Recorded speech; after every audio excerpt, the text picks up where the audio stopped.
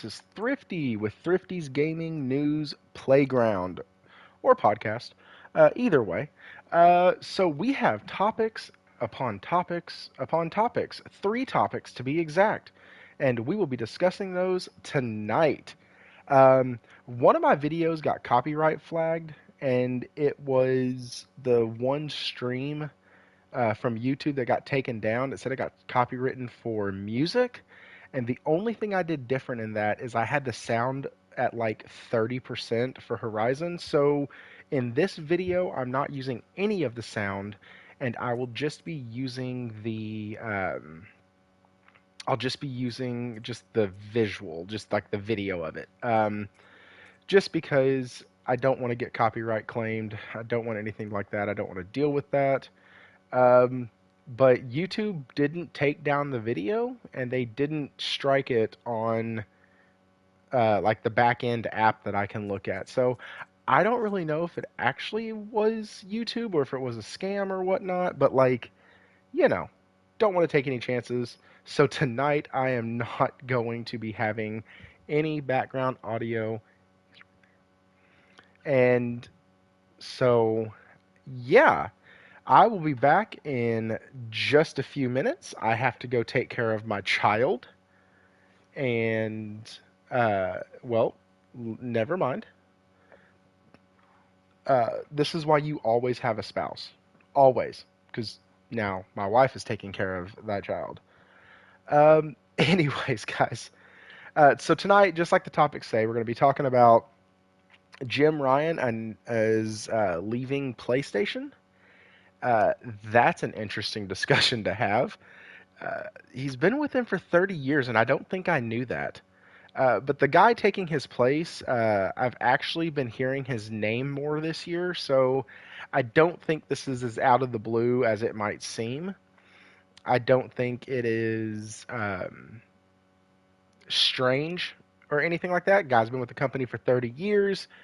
Uh, 30 years at any company, and you can kind of retire, but we'll talk about it. We'll talk about some of the reasons that might have, like the other reasons, like the other reasons. You know what I'm saying? Not the hey, I live in London and it's getting too difficult to live in London and work in the United States. I don't necessarily think that that's the real reason or the only reason. So we can kind of speculate tonight. It'll be fun. We'll have a great time with that. Then we're going to be getting into the uh, response of Sony on the hack for PlayStation.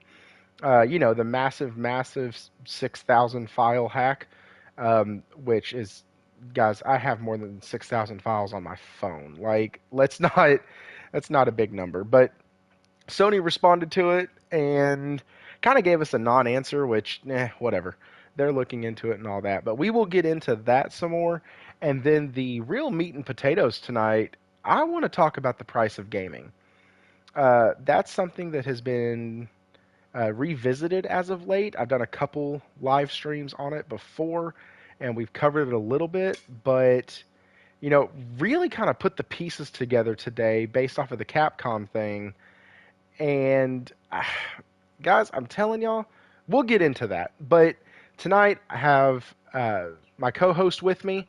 He is doing his parental duties right now and getting his children to bed. So he will be on here in just a few minutes, and we will get started. Let's take this time, watch a beautiful video, and I will go ahead and get this sent over to all the lovely places it's supposed to be.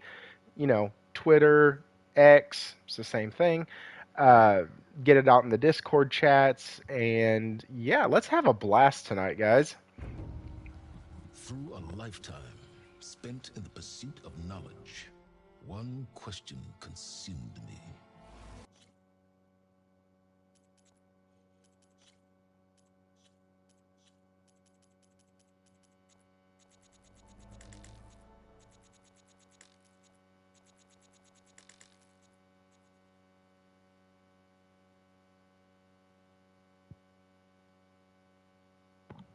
Sorry about that.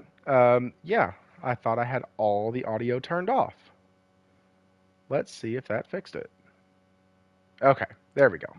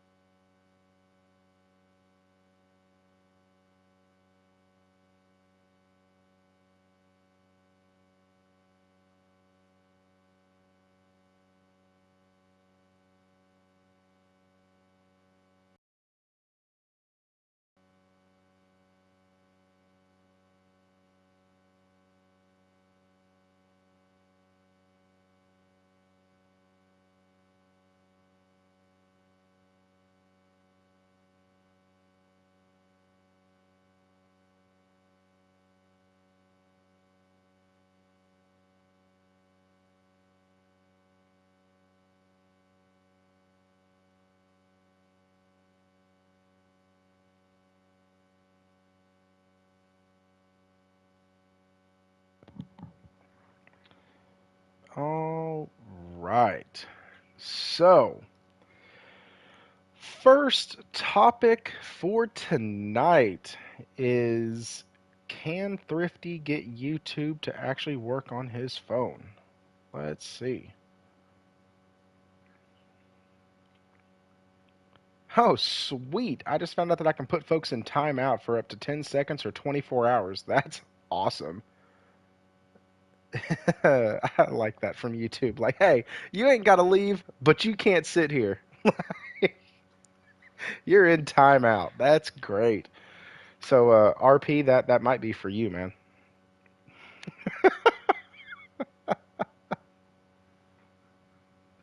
Oh man, I can't wait for content creators to do that. Oh, I forgot.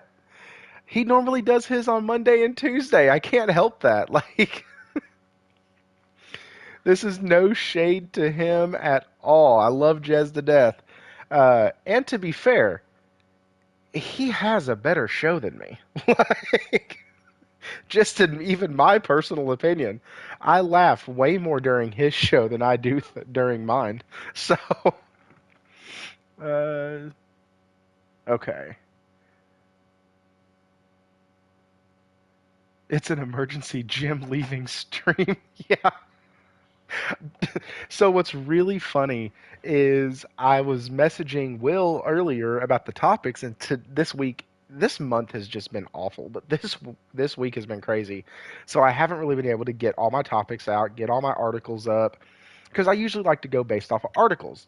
Um, because then I can argue with the article and argue with the argument made, or I can make arguments based off of that, and it's better than saying, "Hey, I had this idea, and here's what I think." Like, that's not that good.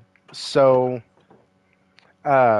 it's very busy. So I messaged him and I was like, "Hey, I got these two topics. I want to talk about gaming prices and Sony responding to the hacks. We're going to keep it at 2 hours, get everything knocked out."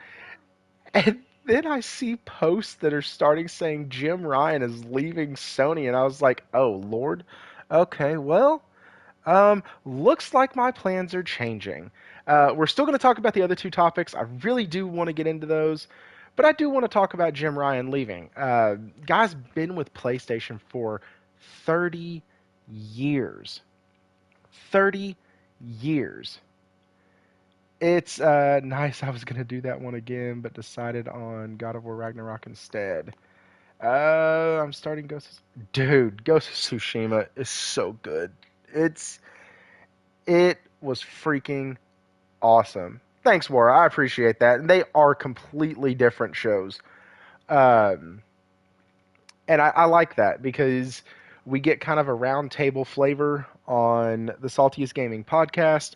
You get the hilarity of Jez's show, along with, my God, that guy remembers everything, and it's insane. I don't have a memory like that. That's also why I use a lot of articles.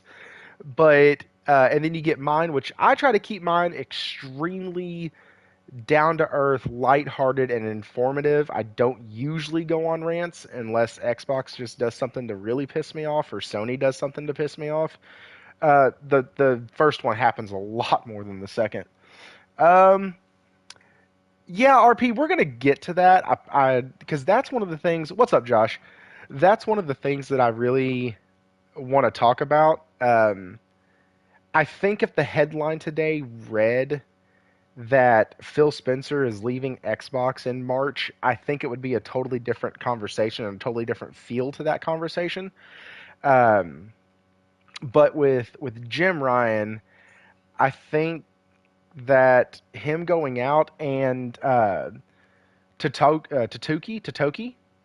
Tataki, somebody phonetically say that in the chat just to help me out. Uh, but that dude's been at PlayStation a long time, and I've actually been hearing his name a lot more this year. So I'm not necessarily going to say that this is a sudden thing, right? Because it's not. Give me just a quick second.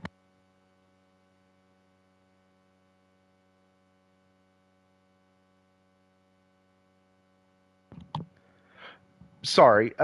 So Anyways, I'm really interested, but it also leaves his replacement to whether any of the bad games of service to Toki. Okay, cool. That's what I thought. Appreciate that, Geo.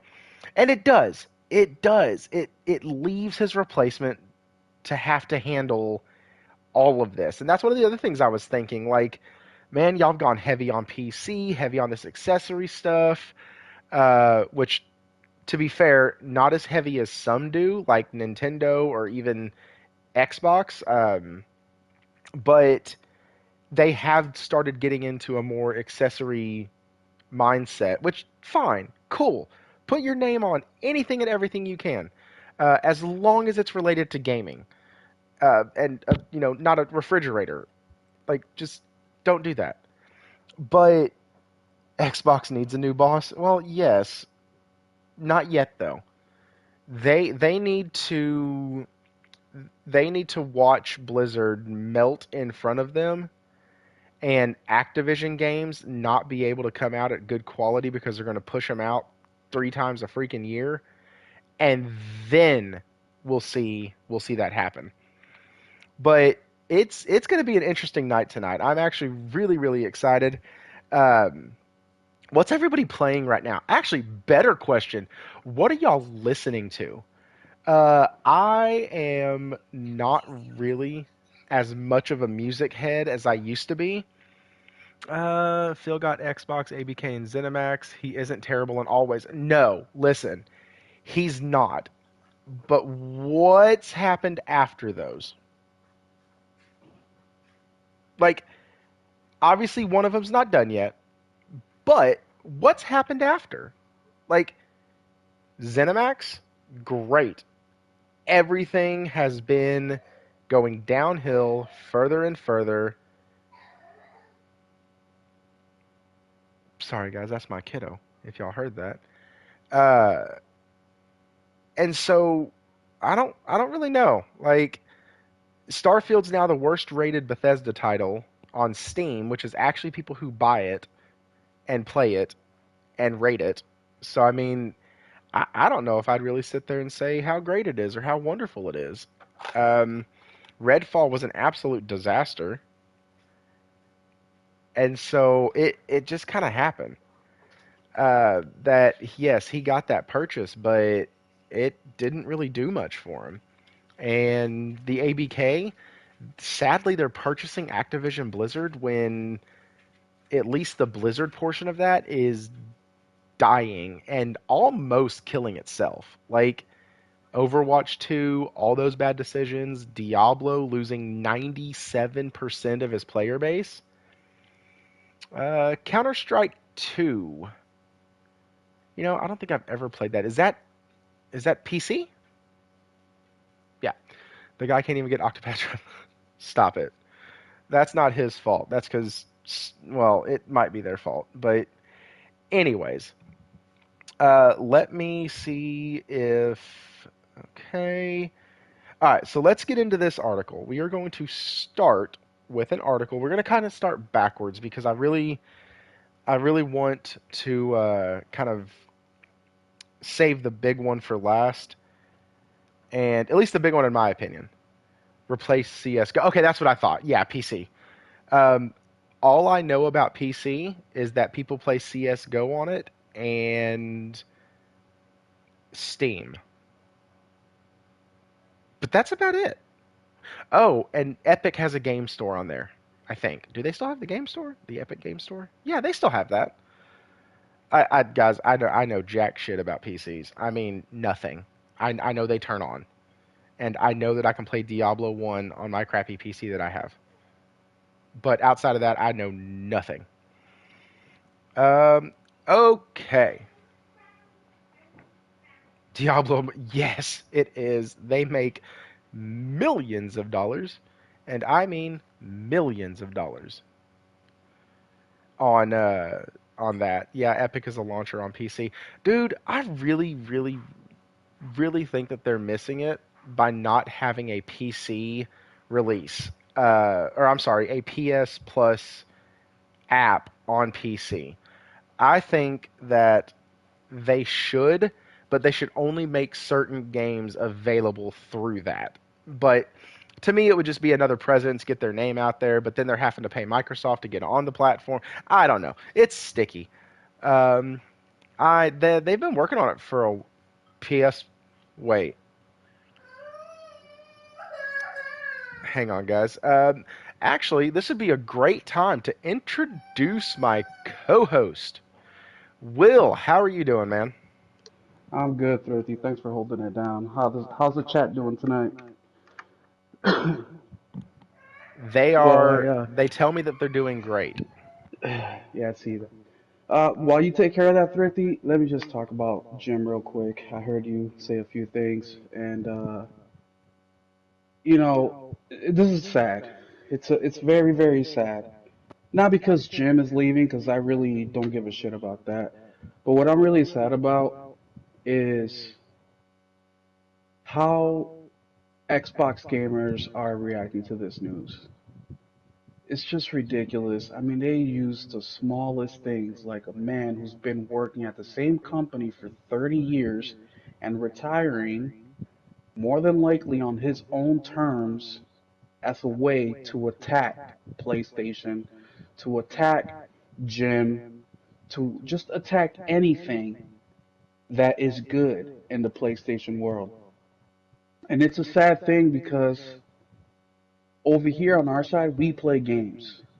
These guys over there just love playing politics, man. And it's a sad thing to me because Jim stepping down was kind of a shock today, honestly, when I heard about it. It was I didn't think it was going to happen, especially this time soon. I think that the decision of Jim leaving or staying was going to be cemented more in the next year or two, especially when we see the reaction of the gas games and how they perform.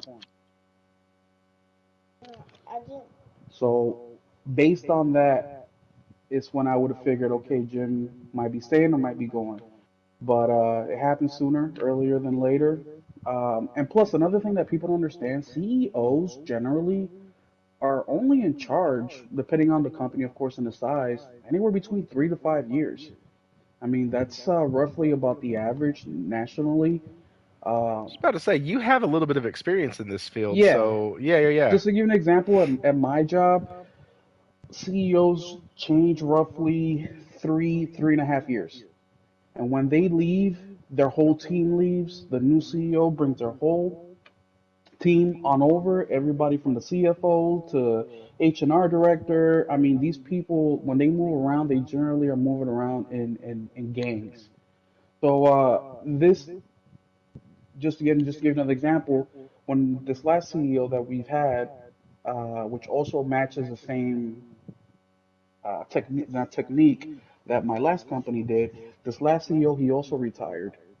And it wasn't malicious, meaning that there wasn't anything going on behind the scenes. And the way that we know this generally is when the team stays. When a CEO leaves, and it was because of lower performance, of course, us, regular employees won't know when something went wrong behind the door, closed doors, if unless it was something huge. But more, what happens is generally when a CEO leaves because of bad performance or something they did that was messed up, or the company just decided to go a completely different route and fire the CEO, the whole team leaves. I don't mean immediately, but over the course of 6 months to a year, you start to see, the CFO all of a sudden now is switching. Sometimes they get transferred to a parent company, or they'll completely quit. The vice president of sales will all of a sudden, have a family emergency that they need to do. Kind of like what Xbox went through last year or earlier this year, where you have directors of studios leave, and all of a sudden, upper management person leaves. Family thinks the lady that was in charge of Halo, or one of the upper managers over there at Halo, had to leave, family emergency. Those kind of things you start to see when it has to do with malicious intent, meaning they got fired, they messed something up, performance ain't up to standard, things of that nature. Or they hate the So, company. or they hate the company, something like that. So the next couple of months are going to be, well, actually, the next 6 months will be very telling on the way that PlayStation handles the leaving of Jim Ryan. And right now, we know that he's staying to what, March of 2024. That alone is saying that Jim is leaving in good condition because obviously he didn't get fired. Even if it was under something malicious where they wanted to get rid of Jim, they wouldn't give him 6 months leeway to do this. They would maybe give him a couple months, 3 months max. So the fact that he's going to be there for 6 months, it means that Jim, it was a equitable thing, meaning it was a, they both came together, decided that Jim will retire or exit. The exit strategy was going to be this way because they are in good terms. And mind you, Jim, once again, like Thrifty said, has been working for Sony or PlayStation for over 30 years, man. So it's not what the Xbox think it is. I think it's really just Jim retiring. I mean, working the same company for 30 years. He's I think he's what, almost 60 years old or over 60 years old. So come on, guys, let's put this perspective. He's well off financially. Oh, He's not gonna he's retire, got the bag, bro. of Like course. So he's not gonna he's wait till he's 73 to collect Social Security here, you know. right. Like So we'll Josh be just said okay. he's 56, but yeah, bro, he got the bag. Like you did. He'll be fine. We'll be He working till got a we're bag and a 70. half, my guy. Like he got some of Exactly. my bag, he got some of your bag. He has taken little bits and pieces from all of us, and he is going to ride off in the gosh dang sunset and Yep. enjoy his life. Yep. He's going to be Gordon Ramsay's stunt double. Uh, Yeah. but so yeah, anytime Gordon Ramsay flips an egg, the person you're actually seeing is going to be Jim Ryan. That's how this is going to work. Hey, Jez did. I think his screen or his thumb picture was like Jeff uh Jarrett. yes, it's nice and pants and leave it out the door. Hilarious. I'm gonna stretch his. Anyway, um, so let's read this article there because I think there's some other things I do want to talk about with it, and we were going to do the leak, but we'll do this first. So this is from IGN. It says the nurse the dear God, the news first broke. Guys, I have college education. I can read, I swear. The news first broke via a post on X/Twitter from Bloomberg's Jason Schreier, before Sony confirmed it with their own announcement shortly after. Hiroki Totoki, which is the greatest name ever, will assume the interim CEO role starting on April 1st, 2024. The Sony Group Corporation president, COO, and CFO will also become chairman of Sony Interactive Entertainment starting next month to support Mr. Ryan in his transition, Sony said. Additionally, Sony said that Totoki will work closely with Sony Group Corporation chairman and CEO, not doing that, last name is Yoshida, to navigate PlayStation's future, including the succession of the Sony Interactive Entertainment CEO role. In a statement today, Ryan cited the difficulty of living in Europe while working in North America as the reason, or as a reason for the decision. After 30 years, I've made the decision to retire. This is Jim Ryan now. I've made the decision to retire from SIE in March 2024. I've relished the opportunity to have a job I love in a very special company, working with great people and incredible partners, but I found it increasingly difficult to reconcile living in Europe and working in North America. I will leave having been privileged to work on products that have touched millions of lives across the world. PlayStation will always be a part of my life, and I feel more optimistic than ever about the future of Sony Interactive Entertainment. I want to thank Yoshida-san for placing so much trust in me and being an incredibly sensitive and supportive leader. The move, of course, is a massive shakeup to the industry, especially as the PlayStation division has been a lucrative one for Sony. In July, Sony said that the PlayStation 5 has sold 40 million units since the console's November 2020 launch, tracking slightly behind but a major milestone. Ryan started his career at PlayStation's European branch in 1994. He would go on to hold various leadership positions before replacing John Caserto as president and CEO of SIE in 2019. Okay, the last part, don't really care about. We're going to talk about the rest of it. So, Jim Ryan has put in 30 freaking years with a company. With my company that I work for, you are fully vested after 6 years, and this is I'm just a normal employee. I'm not a manager, nothing like that, just a normal employee. You're vested after 6 years, I think 4 or 6 years, and you get a 4 to 6% match on your retirement. Put in 30 years, you have a pretty decent retirement, and you're good to ride off into the sunset. Hopefully, okay. Jim Ryan doesn't have that issue. Like Will said, he has money, like lots of money. The guy's made stupid amounts of money. And it does sound like what Josh said in the chat earlier. Sounds like he's homesick, like he's tired of working. It's not like me that I have to sometimes drive in 30 minutes into work. Like this dude has to leave his home and travel across continents to get to his work. Like that's messed up. Like I understand why that sucks. I understand why you would get tired of that. And it's not like he's leaving on bad terms, right? Like Will pointed that out when he was talking about this. He's not leaving it in shambles. Like they're only slightly tracking behind the PS4 in total sales and I or pacing, and I think they'll end up overtaking that with the release of Spider-Man 2. The only downside to what Jim Ryan has done is that his cadence for game releasing has been really off for 2023. And as far as non VR exclusives, Josh, don't come for me in the chat. We've already had this discussion. But as far as non VR exclusives, we're not getting a ton first party in 2023. Now next year, it totally looks totally different even already. Like we're already getting a PS5 exclusive from a studio that's probably going to end up being purchased by them. But he's leaving on a great high note. And Totoki is, I think he'll do fine. Like I don't think that when people like Totoki and Yoshida are like, yeah, you know what, this is happening. We're fully in support of it. We're going to help during the transition. We're going to make sure it's seamless. We're going to make sure we bring in this new person and get him seated. And in the meantime, we're going to put Totoki in place and it's going to be fine. Like, what's up, Michael? Uh, Thanks for stopping by. I appreciate it. And like, guys, this is not a bad thing. Like it's totally different, right? Will back me up on that. It's totally different when you're leaving and you're the most successful console of 2023.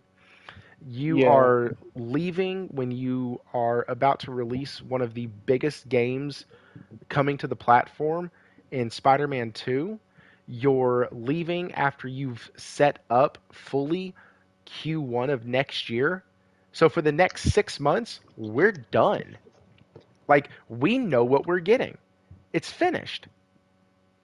Like, We know more. Actually, we know a lot more than 6 months. We may know possibly up to the next year, year and a half, depending well, yeah, I on mean, if you talk about Wolverine, games things like like Lost that, Soul of Side and Rise of the Ronin, but I mean, games that that we we know know for at sure. least Yeah. until March. Let me just say something real quick, guys, because I've seen it already on X, and it's really frustrating. We all drive to work every single day. Some of us drive 10 minutes away. I'm lucky where I drive 5 minutes away. Some have an hour, hour and a half trip every single day, just one way. Now imagine living in one continent and having to work in a completely other continent. Now you may think, well, he's a CEO, it's not that big of a deal. No, it's a big deal because you can have the best employees in the world, you can have the most talent in the world, and if you don't have a strong leadership team, that really doesn't matter. There's only so much they can do, especially when you're dealing with artists. Something that I criticize Xbox with a lot when it comes to management and leadership is that they give way too much freedom to their studios and their developers. Now, we've all done this, even at the grocery store, when we're trying to pick between our two favorite brands of bread. Should I go with this one or this one? Now you start thinking of the pros and cons. Now, imagine doing that with the direction of a game and every single thing. This is where you have a strong leader, which we know PlayStation has, and it's able to streamline some of these options for them. Something that we do in sales is we never want to give the customer more than three options. For example, in car sales, you have the base model, the premium, the limited. Well, now you have about four or five different trim levels.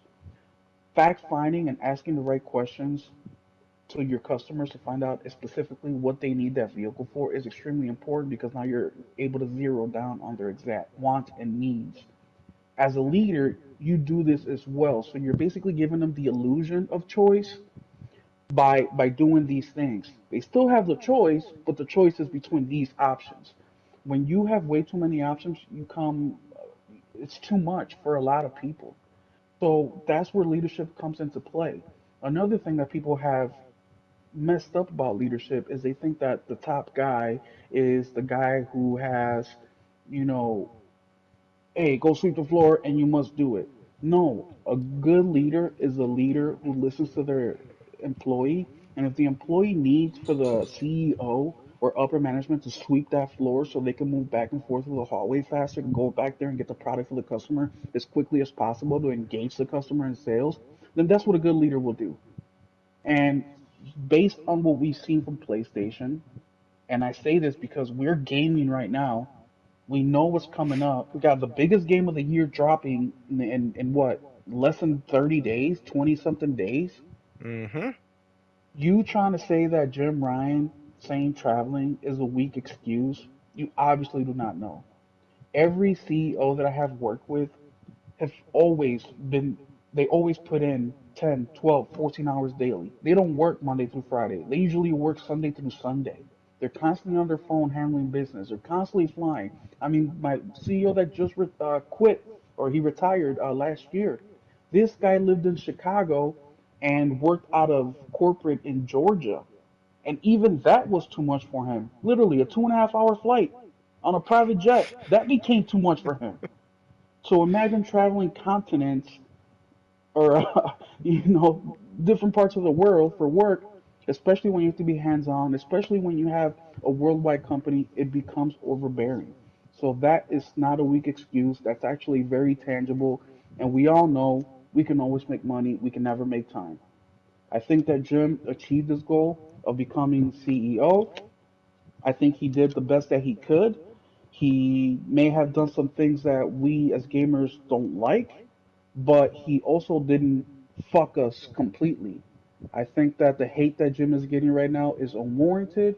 The dude is trying to take the company in a direction where it's, in their mind, benefits both them and us by getting more funds to give us the games that we want, which will lead into the next topic in regards to the cost of games, while also making it profitable for Sony. I'm sorry to go on that little rant there, Thrifty, but people forget that these guys are people too. They're not just robots. And yes, being on an airplane for, you know, 20, 30% of your life is not fun. No, I would so I would really get tired of traveling. Like, and I love it. But like for my job, I'm a service technician, and so I go all across my state. Wherever they need me, I go. And there's sometimes where I'm driving for 2 hours just to get to somebody's house so I can fix their stuff. But like, my God, it sometimes even that is like, and other technicians or even my wife is sometimes, well, at least you got paid for driving. Yeah, that I still drove 4 hours today, and like it's bad. So I couldn't imagine doing that like times 1,000, and people being like, oh, "That's a dumb excuse." Yeah, I mean, here's the deal. It sounded like a weak excuse the way it was phrased on some of the Twitter clips, but you know, it when you actually read what he says, it sounds a lot better. It sounds like a dude that's just tired. Like, honestly, it sounds like a guy that's just exhausted. Like, I've done this. I don't want to do this anymore. I'm so Not just tired. that thrifty, but I mean the new direction that they're going into. Um, Not saying that Jim is not capable, but Jim is part of a previous generation. You know, the way that gaming is heading into and the technology that they're coming up with, and the types of games that they're coming up with, and these games as a service thing, it, it's a whole Pandora's box. So being in the business for that long, the type of work that the guy does, the type of responsibility that he does, the numbers that we're seeing from PlayStation, I mean, they're doing what, 3-1 to Xbox in sales? And I'm Three to bringing them one. up because that's the main, almost 4-1 by the end of the year, by the end of the fiscal year, if they go according to plan. But the amount of pressure, and look, he's getting compensated very well for it, so I don't feel sorry for him at all. And mind you, this is coming from the same guy, me, who said the state of play sucked, who was really, I really gave Jim a lot of heat the last couple months for some of the things that he's done, but even I can see how tired he is. This new generation coming up in gaming, um, it needs fresh eyes. It needs somebody who's energized. It needs, so why not leave when you're at the top of your game, when you're winning, when you just won the championship or you won the championship, leave it on a high note. It's okay to know when to quit. It's okay to pass on the reins. And I'm very happy that they're going to take the next few months to, you know, basically let the new guy shadow him, because that's extremely important, especially being CEO. And I'm honestly just super excited for what's going to happen with PlayStation. Hopefully, this guy is has gaming first, because as we all know, you make great games, everything else will take care of itself way more easily than not. And we can see how that's worked out for No, Xbox. making a great game won't help a console. Yeah, well, We've been told that already. Slim Tower's good. We'll see. But Yeah, yeah, man, so that's the my two chat cents was on that. going nuts, man. Like, I'm really loving it. Blackstorm, we are going to get there, I promise. Um, I will say this about Jim. I think he's always struck me as a bit disconnected with the gamer. I think he's done, and I've said this before on the Saltiest Gaming podcast. I think Jim did really, really well about getting great people around him to make up for what he was lacking. Does that make sense? Like when you're in leadership, it's not about how good you can be, it's about how good the team around you is. And I've always believed that, and there are books, management books. There's how to be a good CE, like all those helpful like boss books. When I was a manager, what's up, Jay? When I was a manager of a restaurant when I was younger, it was a rule there that you had to read like one new kind of boss help book every 2 months, I think. And so I read like five while I was there. And it always talked about treating your people with respect, making sure that you didn't take advantage of them, and making sure that you were surrounded with people that complemented your weaknesses because of their strengths. And I think he did a great job of that. Uh, I think that he himself, though, he's a bit out of touch with the gamer. But I've thought that for years. That's not something new.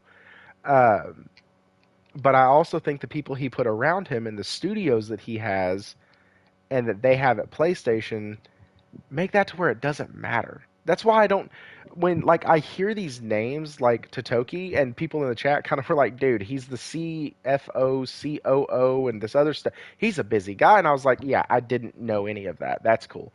What's up, Cosmic? Didn't Cosmic used to be JX? I think Cosmic used to be JX, if I'm not mistaken. Anyways, what's up, dude? Um, I am. I'm actually excited And we have a really awesome question that's going to be posed to all of us tomorrow night on the Saltiest Gaming Pod. I'm not going to bring it up here because it's awesome. And one of the other guys on the panel thought of it, and I was like, dude, that's great. But it really does come down. Oh, your X account got hacked. Gotcha. Sorry to hear that, dude. Is the head of Sony. Jim is of SI. Yeah, and so like when people are like, "Yeah, Totoki's the head of Sony," like Laura just pointed out, I'm like, "Yeah, I don't really know a lot of these names because they give me great games, so I don't care." Like it's Yeah, that's like another thing, man. People are just naming like the top 50 in the chain of command, and I'm like I barely have like I don't watch TV because that takes up my gaming time. Like, right. how are you guys studying this? Geez, dude, I mean, some folks do just have a memory like a steel trap, like they do. Porter Rock. I don't think Oh that man, dude has forgot what he ate in the third grade for lunch on yeah, January yeah, it's 20th. Like insane, the the insane. dude doesn't forget anything. His brother's freaking the same way. Doc Yeah, Dark they're is the both. same way. It is nuts. As where you could look at me and go, "Hey man, what game did you beat recently?" And I don't know. It's like a fever dream to you, like between real life and sleep. Right? What do you do between real life and sleep? I play with. I go to work. Like that's what I do. I play with broken AC units all day. That's what I do. It's really Yeah, I fun. guess the thing that I would really like from the next CEO is I don't need him to be a Phil Spencer, but I do wish that there was more communication between PlayStation and the fan base. So I hope he's able to take care of that, good or bad. Hearing from PlayStation once a year, once every 2 years, it gets old real quick, man. And it doesn't have to be strictly about gaming, but some of the best things from previous PlayStation CEOs is how passionate they are, the ideas that they have, the things that they want to do with the console. Things like Cerny and his little TED talks in regards to hardware. Like these things, like I miss those things, and I really hope that the next CEO does a little bit more of that. Not a lot, but just a little bit more, because I'm a fan of gaming, of course, but I'm also a fan of the hardware and the software and how these games are made and what the capacity of these machines are. And it's incredible to me how on paper Xbox looks like the most powerful console in the world, right? But we know that it's obviously the weakest in the world. Now we've gotten to a point, especially with Insomniac, where with the next game, they're not even going to give you a chance to turn ray tracing off. It's just included in all the modes. Like that is amazing.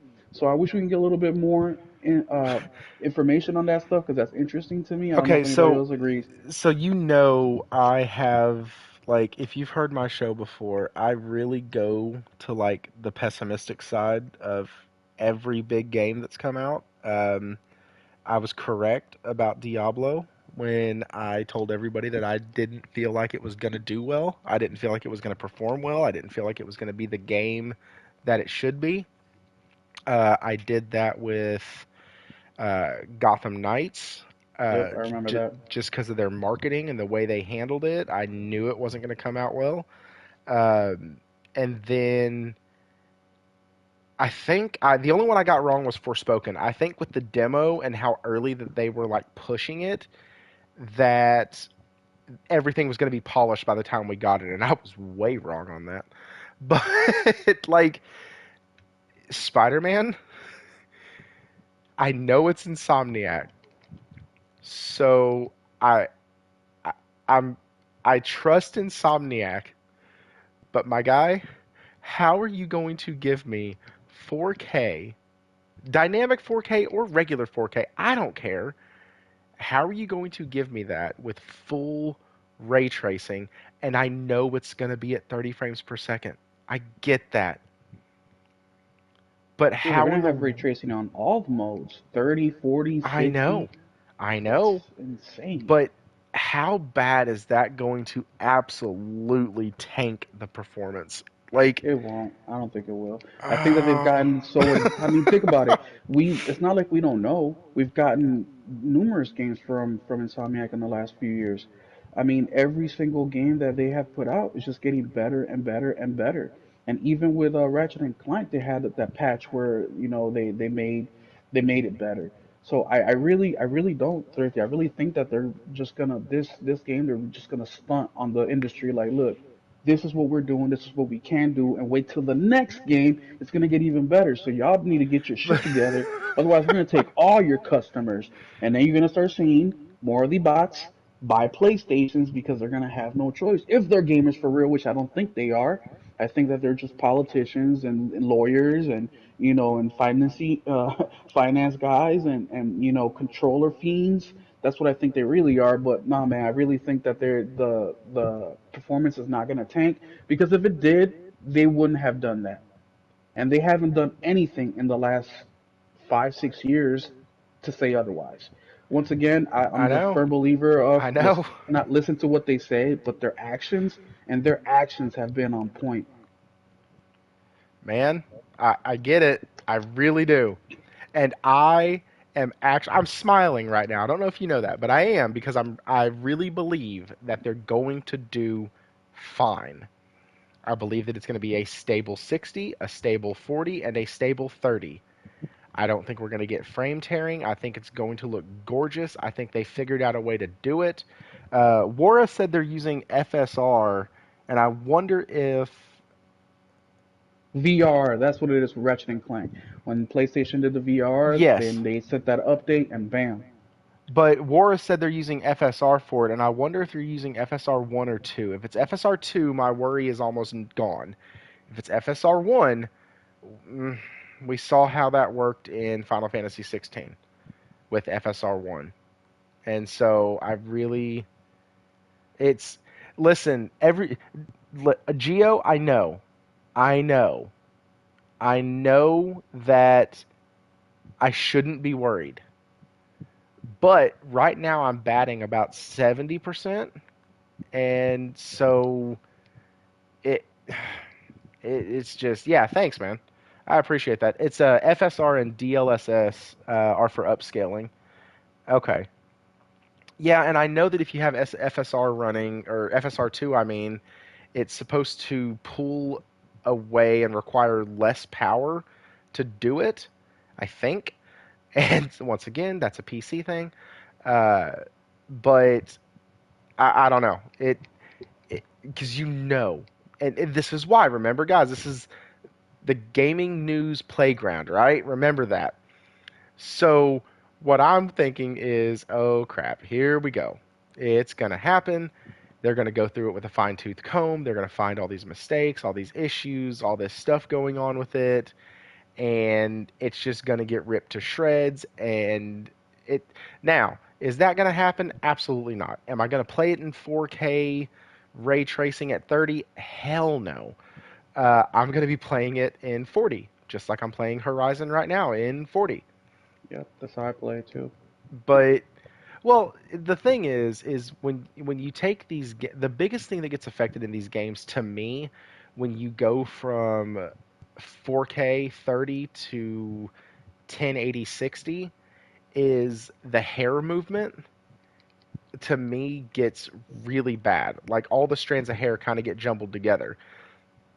But when you have it at 40, at 1440, you can see a lot of the strands. Like I have it zoomed in on Aloy right now, and like you can see a lot of the different strands of hair still.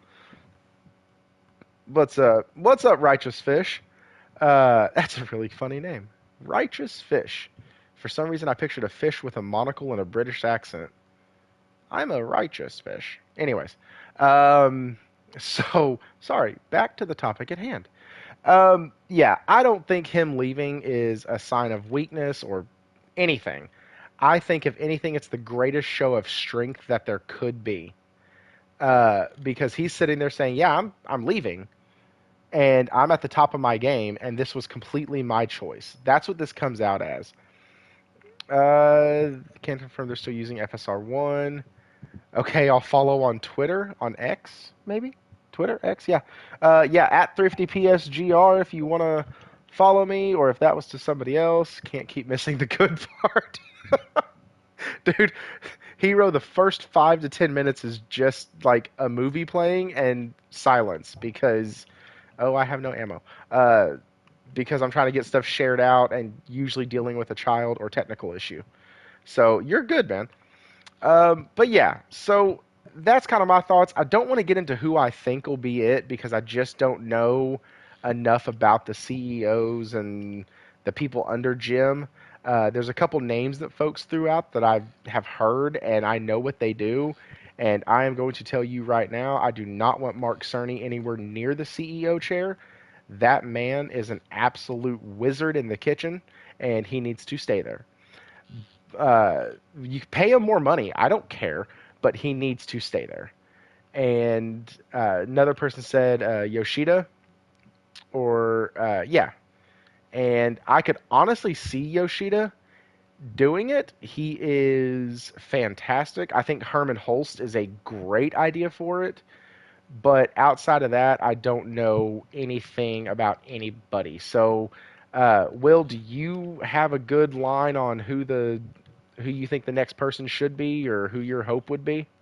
No idea, man. I don't care. The only thing that I hope is what I mentioned earlier. I would like a little bit more communication, just a little bit, not full blown fill.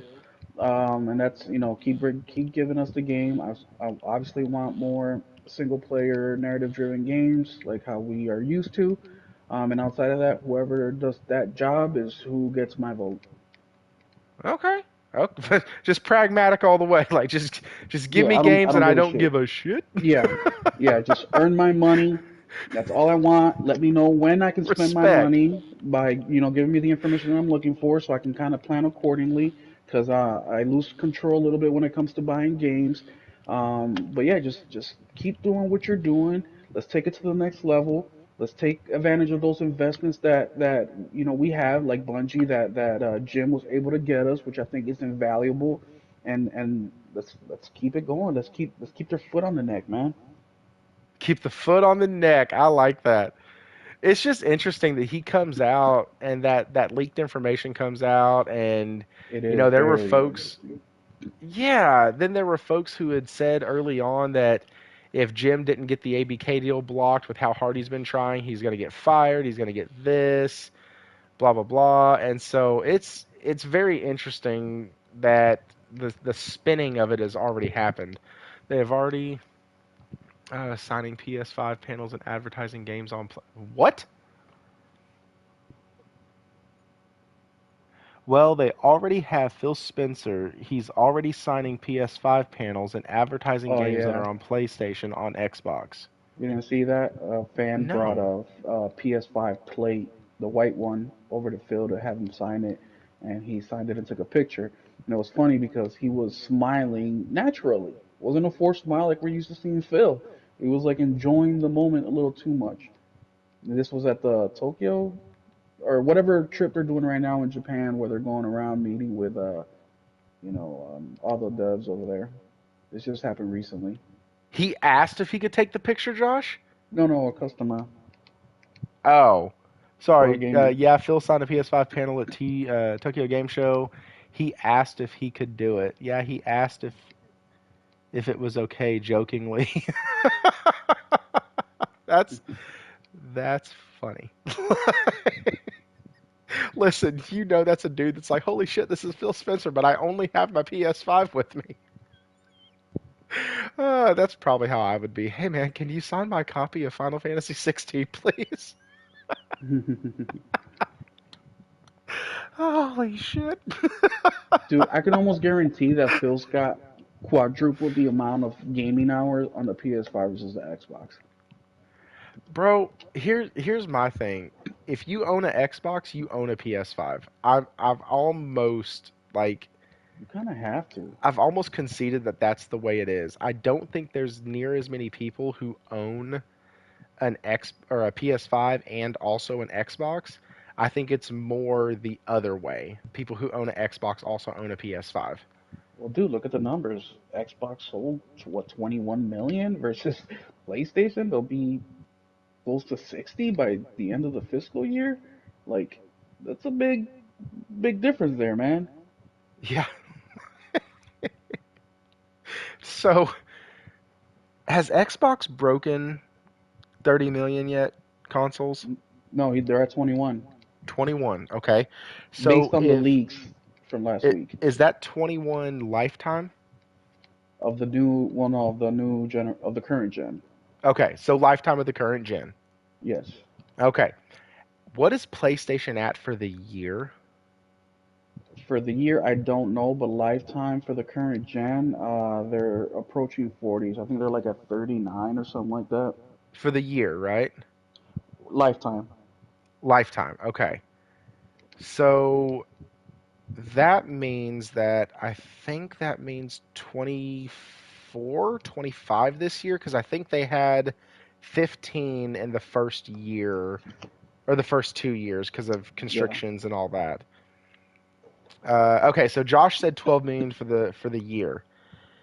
Is there a chance that Sony could sell as many PS5s this year? Is there time left for Sony to sell as many PS5s this year as Xbox has sold lifetime for the It will Series be X? close, man. I think that with I really think that with what do you call it, with Spider-Man, they can easily sell 5 to 8 million during the holiday season.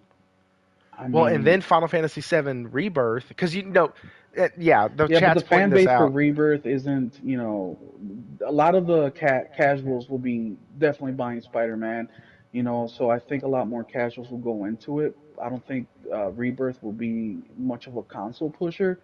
I think it will be more of the current gamers will dig into Rebirth, but I don't think it will push many consoles. Because if it would have, I think 7 remake and 16 would have done that. Yeah, and Josh just brought up a good point too. Most of your Final Fantasy fans already have a PS5. Yeah. Um, but it's March to March. So, because that's what their fiscal year is, I'm going to absolutely go nuts if PlayStation sells more in their fiscal year than Dude, that would be. Xbox does Oof, for the full oof.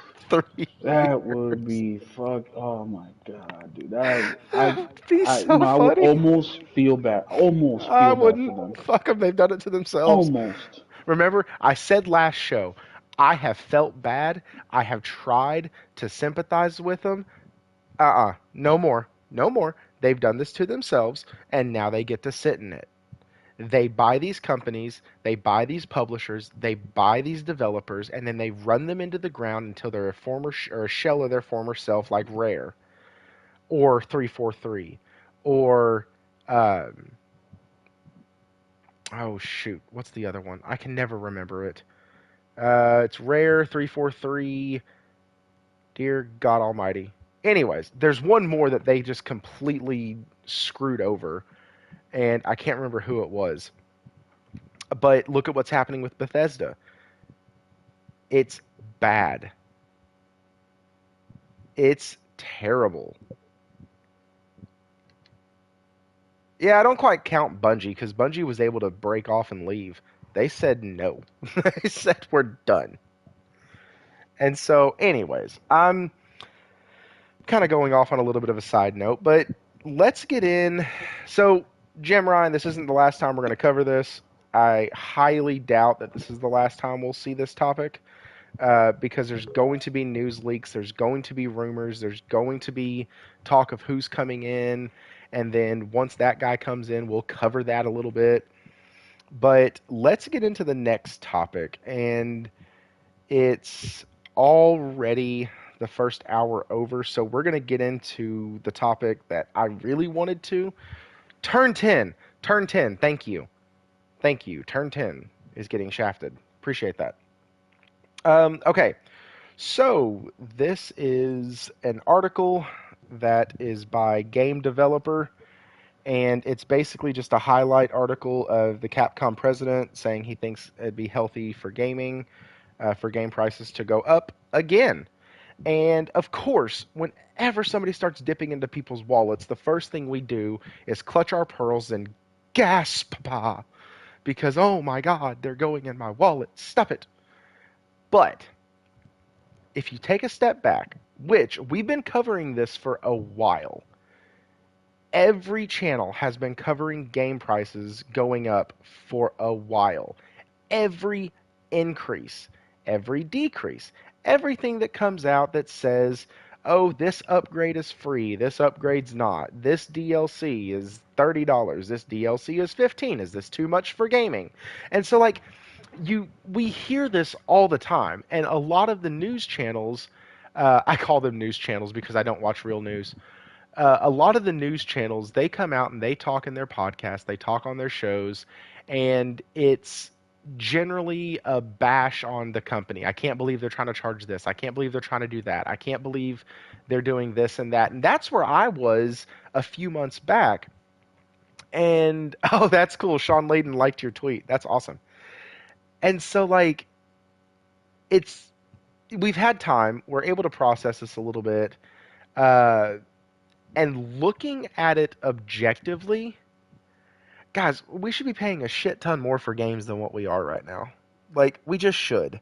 But let me read this article, and then Will, I know that you have a lot of thoughts on this, so we can kind of go and just have a conversation about what we think because this is a good topic. The price of mainstream AAA video games is $70, but for Capcom president, uh huh, uh, games are still priced too. Is it more offensive for me to just like skip the name or for me to butcher it while trying to read it? Somebody let me know in the chat.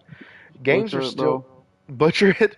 All right. Sound it out. Uh, Hiroshio, Hiroshiro, That's Orochio. Sounds good to Hiroshio. me. There we go. Uh, Sujimoto. Hey, there we go. Hiroshio There we go. Sujimoto. Games are still priced too low for his liking. Talking at last week's Tokyo Game Show, uh, he believes that games could increase in price to reflect how much they cost to make. He pointed out development costs are about 100 times higher than during the Famicom era. So first of all, I'm going to stop real quick. This dude knows his history. This dude either lived it or he knows it because like he's going back to early mid 90s and like I appreciate that because everybody has what I call recency bias and going back to mid 90s helps people because it feels like so long ago, especially for somebody like me who's 37. There is also a need to raise wages. Considering the fact that wages are rising in the industry as a whole, I think raising unit prices is a healthy option for businesses. This can play into the strikes that could potentially come to gaming. And so, like, he's not wrong in saying this. Also, that strengthens his position with his development teams. Like, yes, we need raises. As a matter of fact, everybody's planning a strike right now, and yeah, he's going to give us a raise. We'll stay here at Capcom. No reason to mess with this. And so he also added that games should be priced more. Even as various parts of the world face economic uncertainty, those concerns have little to do with the game industry, he argued. High quality games will continue to sell. Just because there's a recession doesn't mean you won't go to the movie theater or go to your favorite artist's concert. He's absolutely right. Only recently did the games industry fully embrace the $70 price point, with Sony breaking the taboo for its first party PS5 and some PS4 games. Some developers have chosen to gradually increase prices by pairing them with their most in demand releases. Others, like Capcom, have stuck to $60 or addressed the balance with additional monetization methods like season passes, microtransactions, and pricey early access releases. But Tojimoto's line of reasoning quickly gets at something else. AAA games frequently take up a disproportionate amount of resources. It may be that instead of pricing games higher, projects should take less time to make, or less time and money to make, and maybe look a little worse as well. Okay, so the guy's half right with his last statement, but don't take away my graphical quality, please. I love it. But at the same time, I don't think that what the Capcom guy said is wrong. But before I go on my spiel, I do want to kind of have a conversation this time. So, Will, I mean, what do you think, man? What do you think he's right? Do you think we're being a bunch of spoiled brats? Like, what do you think? Um, he's He's right, and we are being a whole bunch of spoiled brats at the same time. But let me just pop this, read this to you real quick as well. This is the Toys R Us uh, uh, promotional brochure from 1997. Street Fighter for the Super Nintendo. Street Fighter Alpha 2, 69.99. NBA Hang Time, 69.99. Ultimate MK3, 69.99. Donkey Kong Country, 52.99. Right Yep, because first now we party go to games were the always cheaper. always cheaper. Now we go to the Genesis. Sonic 3D Blast, 59.99. Vectorman 2, 59.99. The more expensive ones, Arcade Greatest Hits, I'm sorry, NBA Hang Time, 69.99. Uh, and Ultimate MK3, same price, 69.99. Now, going through these in PlayStation, they all average between 42.99 and 47.99. Now, from 1990s to now, a dollar 74 was the equivalent to $1 back then. Uh So huh. that means if we take our money today, it will cost about 110 to $125 to purchase any of these games. Also, back then, minimum wage was way, way cheaper than what we get paid now. So the amount of money that we're paying is ridiculously cheap compared to what our parents were paying back in the 90s. And if we go even further out, the what's the name of that game? Uh, for the Atari, a copy of Superman was $40.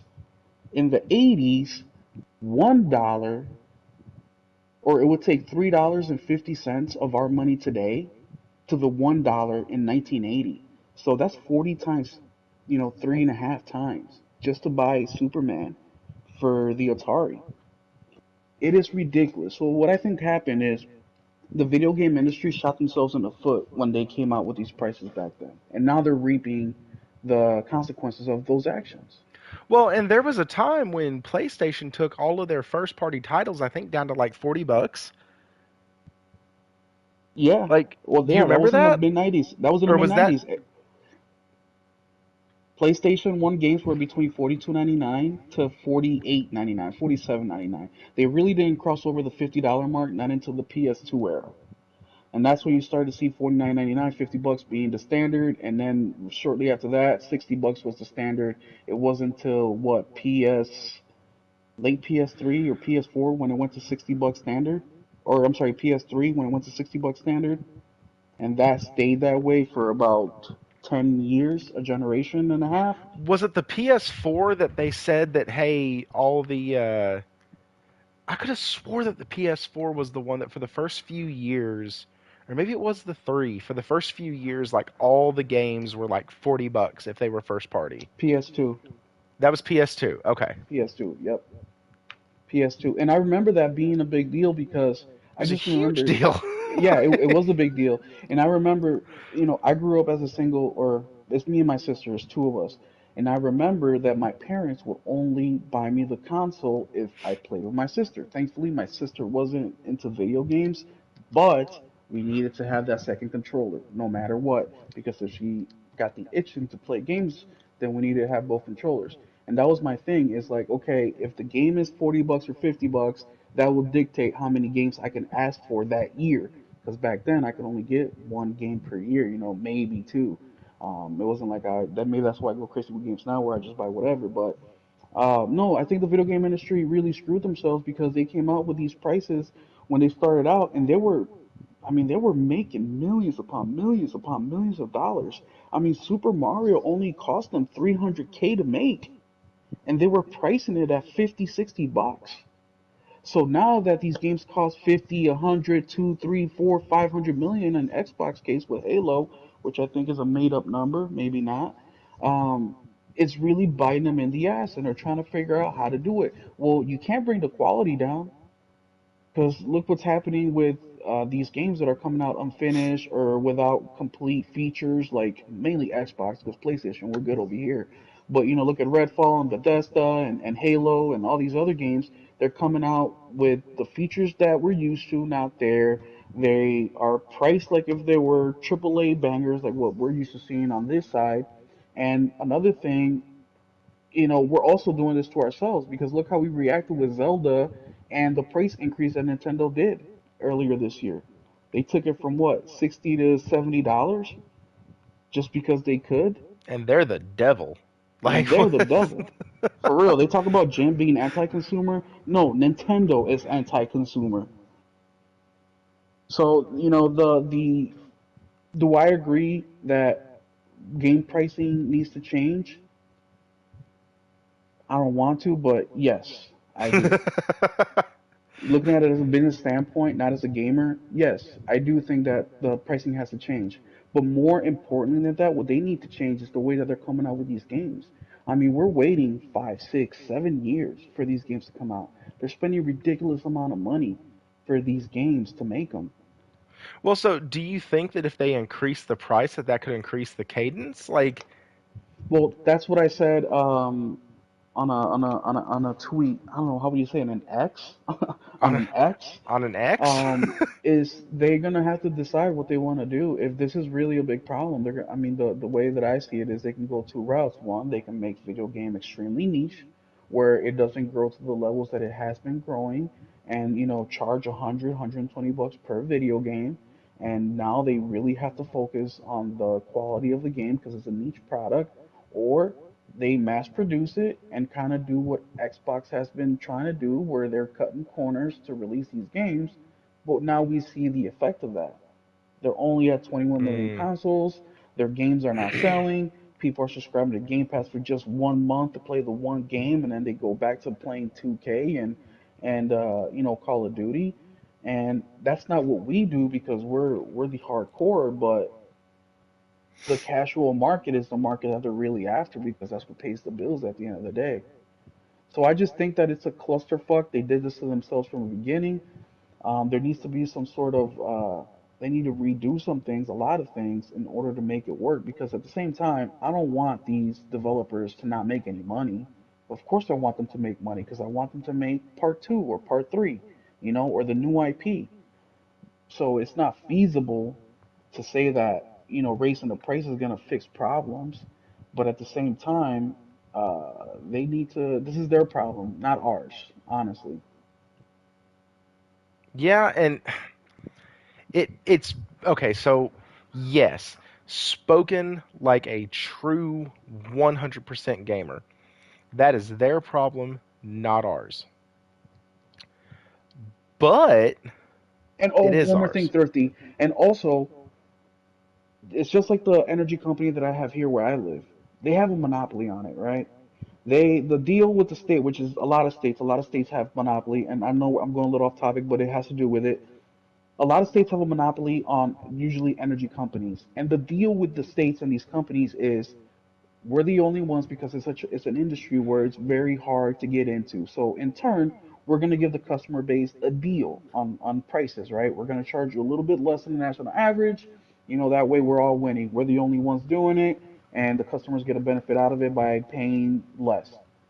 Well, how is this possible when you have the CEO from EA or the CEO of Activision collecting 40, $50 million in bonuses a year? So Yes.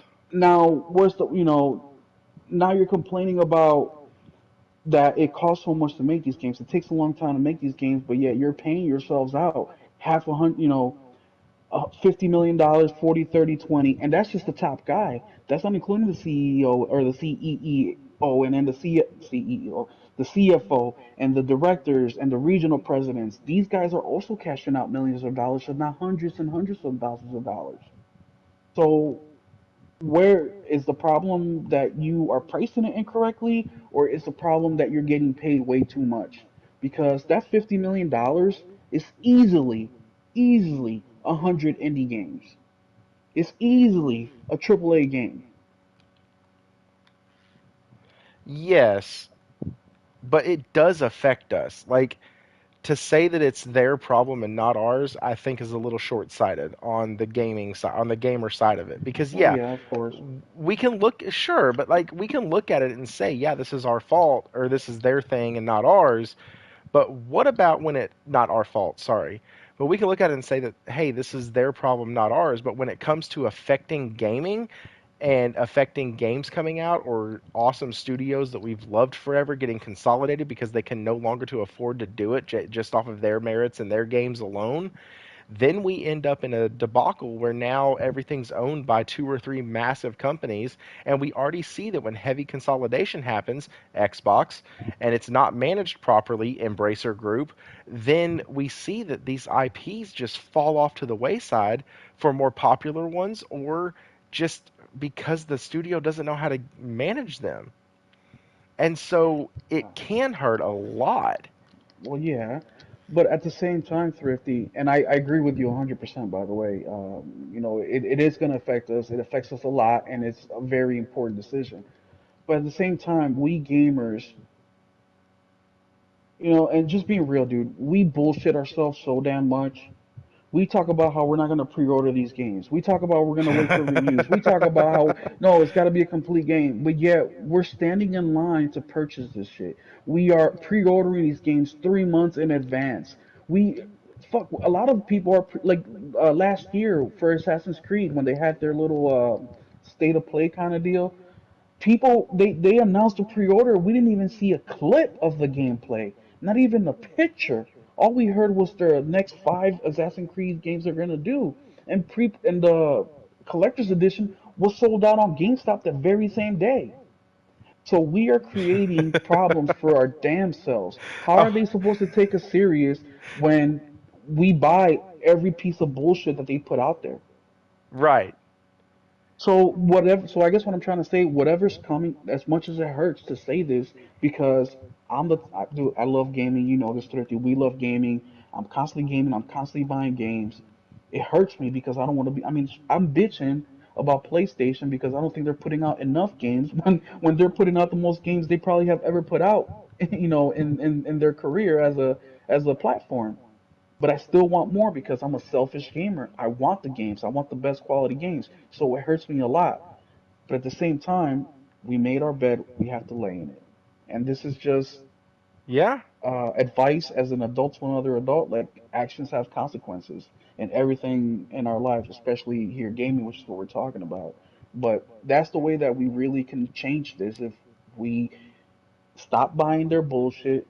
We stop supporting the fuckery. These CEOs paying themselves $50 million a year, putting out half-baked product.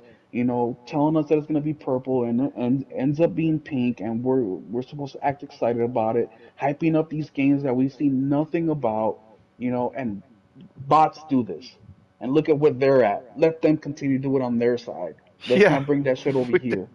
we don't do that shit over here. We just don't. There's no point in doing that. But like, man, yeah, if they raised it to $80, I'd probably still buy them. I'd be a little less happy, but I'd probably still buy them. And actually, who Oh, am let I me kidding? respond to Warwana real quick. And Yeah. MTXs, yes, those were huge problems in the teens, 2016, 17, 18. Yeah, those were a huge problem. It's not so much now, maybe on PC, but we're single player narrative driven games over here on this side. Yeah, but So you we're not can't. No, no, really. no, no, no, no. You can't. You can't say that. Like, look at what has happened to games like Diablo. Look at what has happened to games like Assassin's Creed. That whole franchise is nothing but a microtransaction machine. And it's Look at dead. yes, but it still made them a lot of money. Look at Yeah, of course it did. But look what they had to do now for the new one that's coming up. They had it. I mean, their whole plans after Valhalla went out the window as soon as they got the reaction from the gamers. So the MTX were a problem. It's not a big problem now, and you see that with the product that we're getting now. A lot of these games don't even have MTXs available now at if you're all. talking, are you talking about just first party exclusives? Because I can list off 7 games right now that have microtransactions that are $70 games and that are super successful in it, whether I like it or not. And Like most of what? them are made by EA. Well, yeah, third party, man. Right. Talking So first first party, party. sure. Yeah. First party, I Yeah, got you. yeah, First yeah. No, party, third party, absolutely. absolutely. Yes, yeah, no. First party, no. I got you. They don't overburden us with that. The most microtransactions we usually get are like, hey, there's a DLC coming. DLC like, skins, shit like that. Yeah, like absolutely. Colors. That pisses me off. Get like the same skin, different colors. That's ridiculous. that stuff is so. That sounds like some. No, I've never played it, but well, And a lot of governments have taken action against that, especially in Europe, Australia. yeah, Where we loot suck over here. boxes. By the way, like, can I We just say do. that No, we yeah, no, suck you're right. so bad? Big time. We're really bad at protecting the customer. But that's because the Yes, way everything's set up. We or have the person. or Just the let's person. Yes. like I'm just so my wife and I went on this well, mainly her, but then I got roped into it. But like we went on this like nutrition thing. I'm not going to call it a journey, but it was a full-on nutrition like thing that we went on. And man, when you start realizing the shit the FDA allows in our Bad. food versus what's not allowed in Bad. every other first world Yep. country, because it's Yep. poisonous or causes cancer or does this other Yep. stuff. Like, holy crap. Did you Yep. know the UK has like banned pretty much every one of like the numbered dyes? Like, you know Yep. how we have like red 40, yellow 5, blue Yep. 4, all Dude, that I was stuff? stationed in well, not stationed, but I was in when I was in the army. I was not stationed, but I was in the UK for 3 months. And like for example, like Fruity Loops, here, like your milk turns a color, you know. Over there they don't, and reason is because they're not sure if the chemical to create these colors are either gonna cause harm to your chromosomes or because it can change your DNA. Those are the two reasons why they are banned. So, for Those are example, the bad. popular one, oh, yes, very bad. So, another one that I use people that almost everybody uses. I mean, a big portion of the United States uses ketchup. Ketchup in the UK or Europe actually tastes like tomato, like or Canada. Here, with all the preservatives, it tastes so artificial.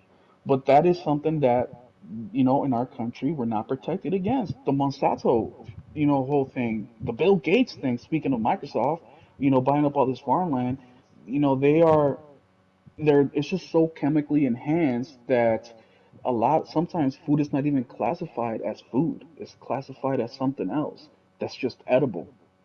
So yeah, them protecting us, especially as gamers, is not going to happen. If you notice these changes that happen as in regards to consumer, give the consumer the benefit, it comes because some Europe or some European country or Australia banned it illegal, and because the market is strong there or strong enough where they have to change it there, they say, well, we might as well follow suit in the United States because it will cost us more money to do both. So let's just keep Yeah. this business over here in Europe, and we'll change the United States because it's cost effective, not because it's beneficial. And that's the only way that we'll see benefits from these companies as far as gaming goes, or gaming benefits to us goes. Yeah, and it's not just the rise of gaming. So like you were talking about, minimum wage earlier and all this other stuff, and it really like hit in my head like when I started working, minimum wage was 4.95 an hour. Shortly after Yeah, I started working, it was 5.15 in Texas, which 515. is where I was raised. Yeah, And I remember getting $10 in gas, which was 10 gallons, because I started driving when it was 98 cents a gallon. damn, Yeah, that's cheap, bro. bro, it was nice.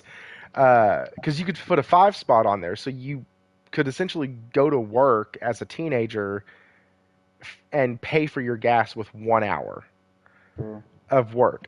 Now, fun fact, this is gonna rock your noodle, okay? Now to fill up my tank in the little 10-gallon energy saver car that we have, it cost $32. jeez, yep, same thing as me, man. So it takes most people now, if you're on minimum wage, you have to work double the amount of time just to fill up your gas tank if your gas Yep, tank is 10 gallons. Yep. Yep. Geo, you can bite your tongue, sir.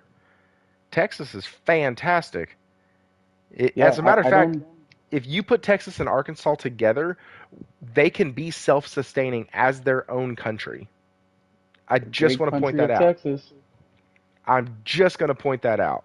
Because Arkansas has the agriculture, Texas has the cattle and the ranches and the port and And the energy. the energy, and we can get this locked down. Anyways, it's the only two states that could actually pair up in geographical location to each other and have a full sustainable setup. Now, we'd be eating a ton of rice, but still, you know what? Asians eat rice all the time, and they are some skinny people. And so, Rice and anyways, veggies. and rice and veggies, right?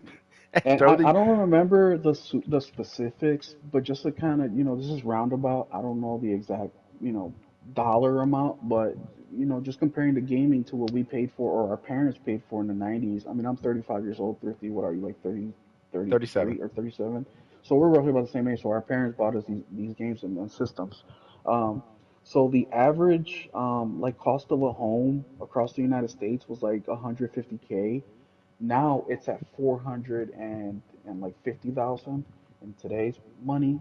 Basically, the percentage of money that has went up in homes versus the amount of money in salary, I mean, it's like 5 times, 6 times, 8 times the amount of money. So we're making way less now while things are worth a lot more now than they did just 20 years ago. So I understand that. I think it was Sean Layden that says that labor to make these games is 90% of the cost.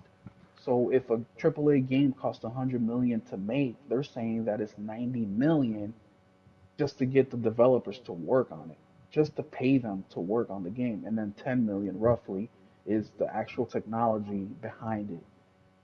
That is a problem, and it's not just a problem for the gaming industry, it's the problem for any business. The biggest expense, of course, is the employee. But the way that they have to restructure this to make it work for them, once again, I don't feel sorry for them. They're still pulling in hundreds of millions of dollars if their game sells well enough. But, it's more than it's not going to change overnight. They can't just change the price to $100 because people then are not going to buy as many games, and there's so many games just wanting the attention from the gamer, and they're No, they have to wow. cook us like a frog in a pot of water. They got to do it slowly, Yeah, they got to or do it slowly. or we'll just jump out. Like that's Yeah. and because if there ever gets a point where gaming is too expensive, I have other hobbies that I can do. Like I'm not, I'm I love gaming, and I've been a gamer since I was 5, 6 years old. But like if it gets too expensive, it just gets too expensive. But the other thing is, like you pointed out, man, these guys are making 40, 50, 60, 70 million dollars as CEOs of these companies, Mhm. and I'm supposed to feel bad for you that your labor costs have gone up. Like, and here's the thing. So, when you're managing a restaurant, okay, I don't know how it works in your industry, but when you're managing a restaurant or managing a service drive or whatever, two things that I've done in the management side of it, in a restaurant, you want to keep your labor rate usually below 20%. Yeah. And that's for the day. So slow times, that's how you make your schedules. That's why during your slow times you only work maybe 2, 3 employees. During your busy times you work 5, 10 to 12 because you have the money to support that coming in. And so like there's there is that effective labor cost that does go into it. And to sit there and say 90% of it is what you have to pay the developers, like, holy shit, that's Hmm. a ton. Like, That's a fact. but if you're, so here's the other thing. If you sell a game, or if you spend $300 million on, let's say do we know the number for Spider-Man yet? No, we don't. I don't think we do. The Okay, only let's reason say we know the Horizons because it got like leaked. and what was that one? Horizon Forbidden West, I think it was like 250 or 300. Okay, so we can probably But that assume includes marketing. That includes. the whole 9 yards. Sure. So let's say 300 million and divide that by let's because that was $60, wasn't it? Or was that 70? Horizon Forbidden West was 70. Was it? I could have Yeah, swore it was 60. No, because that was the thing. The PS4 copy was 60. yeah. Uh, but because they did, you could buy the PS4 copy and do the upgrade, and that was their last free upgrade they did. That's right. God of War was 200 million. Warwana, right around there. Okay, okay. So 300 for Horizon, and we know that, let's just say an average with collectors and all that, $70. Pre-orders, collectors, whatever. That means they needed to sell 4.285 million copies, and the game sold 8 million. So you made $600 million off of it, even sitting at the cost that you are at. What the problem is, and I think this is what he is talking about, and kind of he is alluding to when he says, 90% is labor, and that's not a good place for games. Here's the reason why. If your labor on a game is say 30% or 40%, and the whole game, like tax totaled out the door, printed, shipped, done, is $100 million, and 30% of that went to labor, and the game doesn't sell that well. The company doesn't take that big of a hit. So, with higher priced games, you actually might end up getting those games that, like, take a Callisto Protocol, okay? The game cost a small fortune to make, but it came out and sold 2 million, and I'm like, damn, that's not bad for a new IP. But they came out and said it was a complete failure. Like, they were Hmm. totally unhappy with the numbers. The game flopped.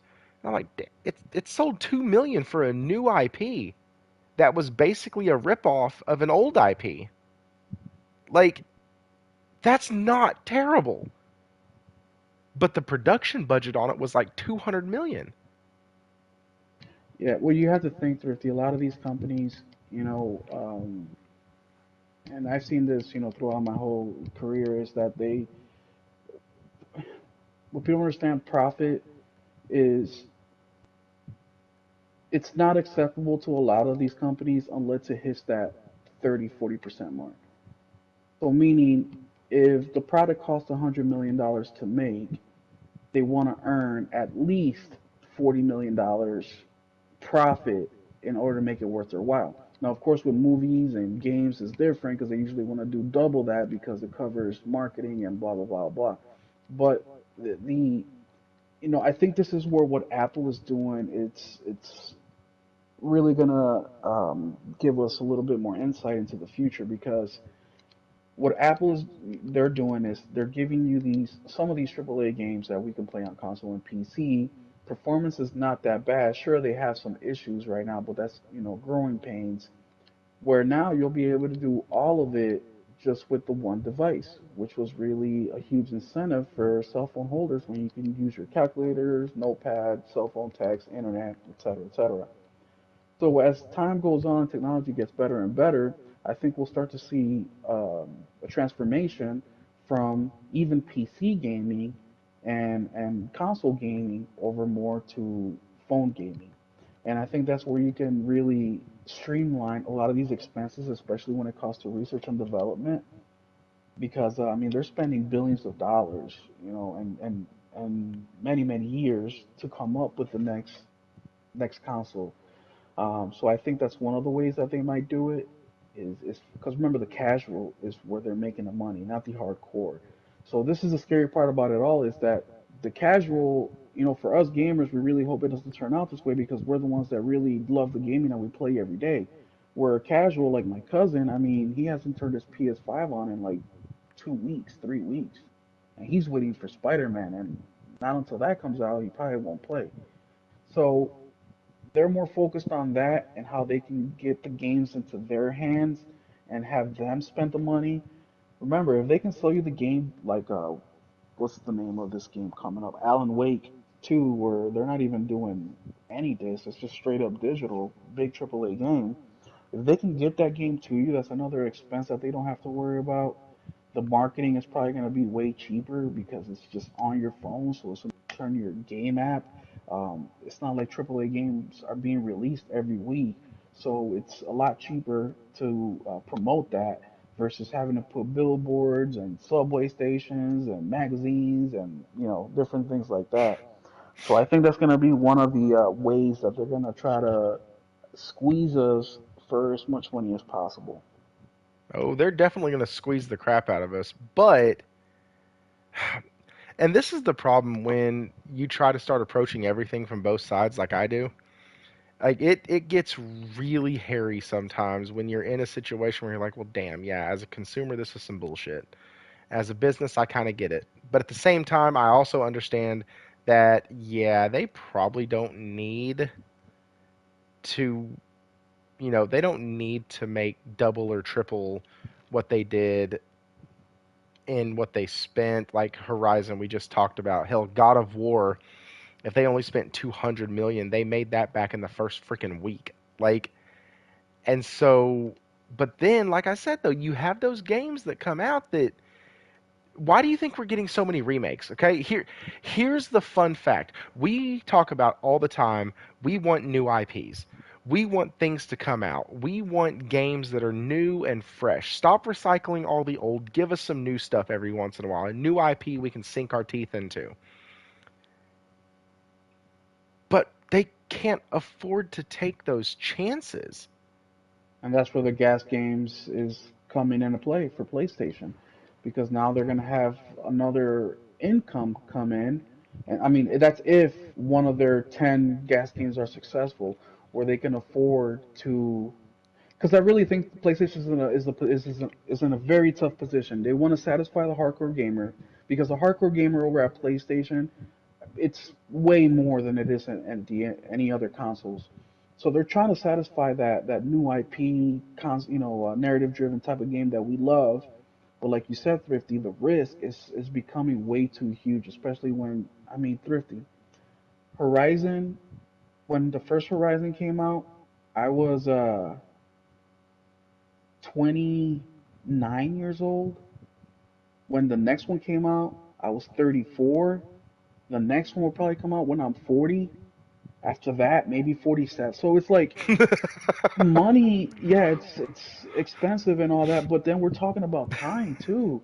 It's like, dude, am I gonna be able to see, the next, or the trilogy complete, or the four games in the saga complete before I die? And that's another thing that they're trying to struggle with is that okay, not only is it expensive, but I mean, we've been through three CEOs and the game is still not done.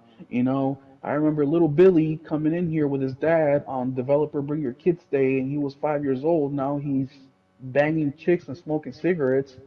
We still haven't come up with this game. Don't smoke, kids. Don't smoke. So it's like Are you th- smoking yet? Sorry. there's a lot of things here that is affecting us gamers, man. And I know that didn't have to do with anything, but I just thought about that. Like, man, I'm getting No. old. Like, these games are taking forever. Like, come on, I want a game. Well, it really does have a lot to do with it, but that's why I asked the question earlier. If increasing prices will increase cadence, one, is that even necessary? Like, I, I would love to have a ton more games a year, but at the same time, I can't do any more games a year. So, does it really matter if I have to wait 17 more years for the next iteration? Like I'm, playing Skyrim 17 or something? No, I don't care. I don't give a shit. I have too much stuff to play right now. Like, my backlog, I think I could play every game in my backlog and literally not beat, and talking about games that I haven't beaten, and not beat them within a year. Because my backlog is so freaking massive. And I can tell you what that number is. Literally, I just did this last year. I was able to finish 70 games last year. Of course, not platinums, but like, the story, you start it, middle part, finish. I did 70 of them last year. And that's me working full time. I'm a dad. I'm a single dad, so I get off work at 4 o'clock. I'm able to get 3 hours of gaming in between handling responsibilities, and then the weekends I can sneak in some more time.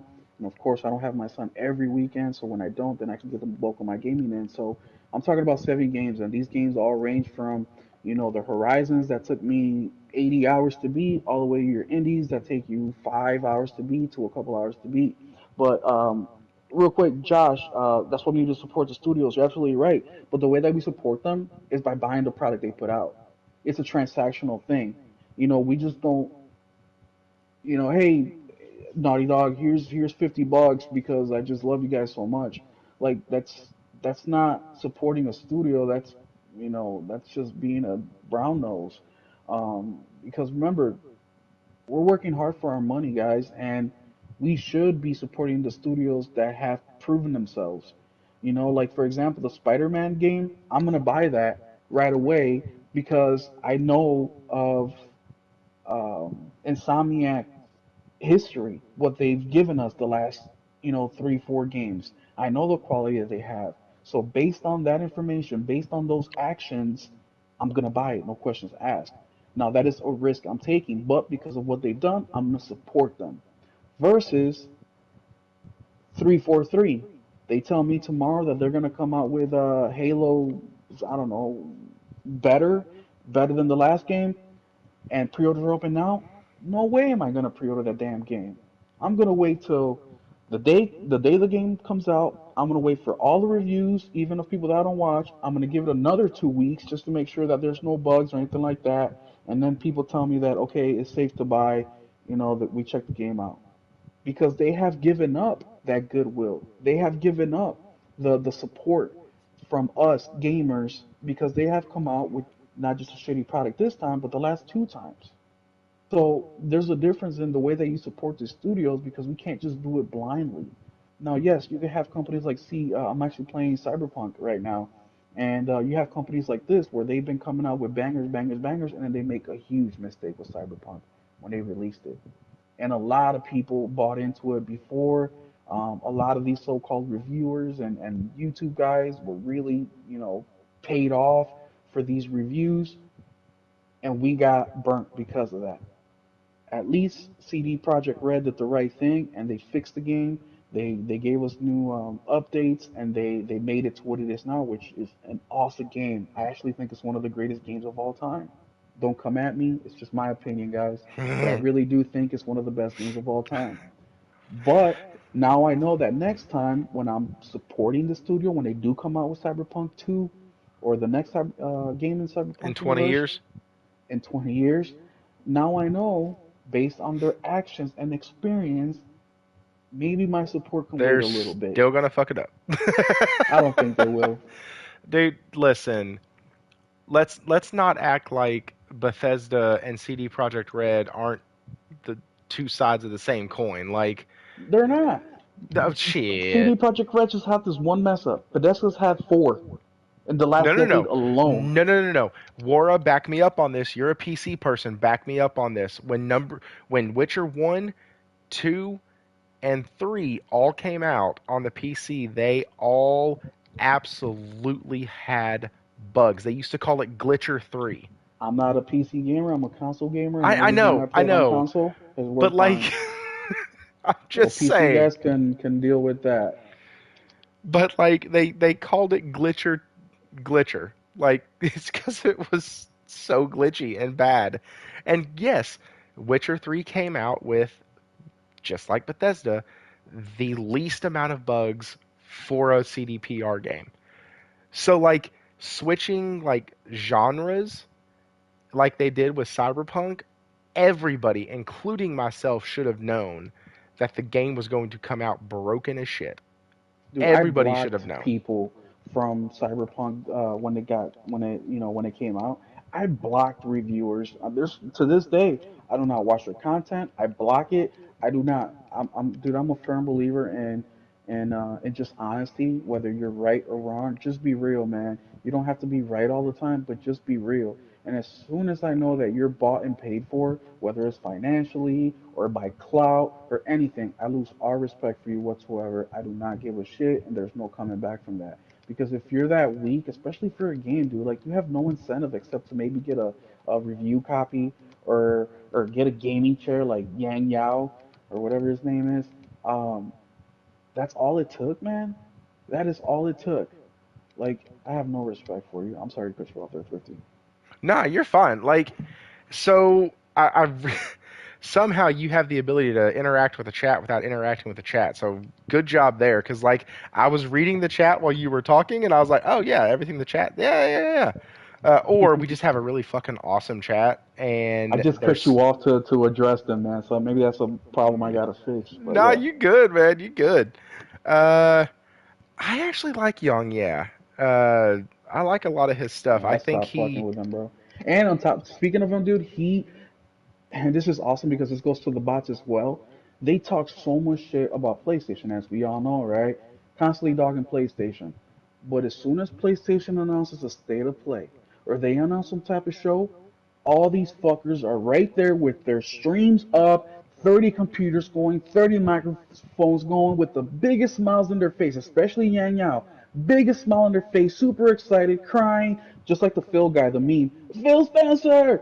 Acting just like that. And as soon as the show ends, they'll give their quick little 5-10 minute review on how exciting it was and how, they busted nuts, and then back to the shaming PlayStation, back to attacking PlayStation. And that's why I don't fuck with him, and that's why I don't mess with a lot of the other guys, because they're so fake. They're just so fake. You cannot take anything they say for credibility. They're what do you call you know clickbait. clickbait, but more like the news does it a lot, where they sensationalize a lot of things, or they try to play with your emotions just to get you to watch every single day and stuff like that. And that's why I don't like him.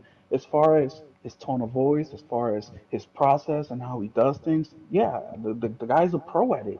That's He why I has like him. his. I like that he even when he's like getting like getting onto certain developers or saying stuff, like he's very almost monotone, and I like that because it's like, hey, I'm just presenting this. You can take it or leave Mhm. it, and I like that. But I No, he's also well don't. spoken. He's an actor as well. He's a voice actor, so he's in the Oh, business. is he I mean, really? yeah, Oh, that's cool. he did voice acting. Was it God of War? Man, he did voice acting for a couple games. And same thing with the what's her name? She's the girl that works for Santa Monica, where she on Cyberpunk they wanted her to quit, but they try to get her fired. You know what I'm talking about? Mm-mm. She's a writer for Santa Monica, and she's a streamer too. And basically Someone in the chat was online. saying Alana Pierce. Alana Pierce, her. On Cyberpunk, there's actually a little side mission where if you start out as a nomad, you go out to find your car in the middle of like the landfill, and she has a character in her voice.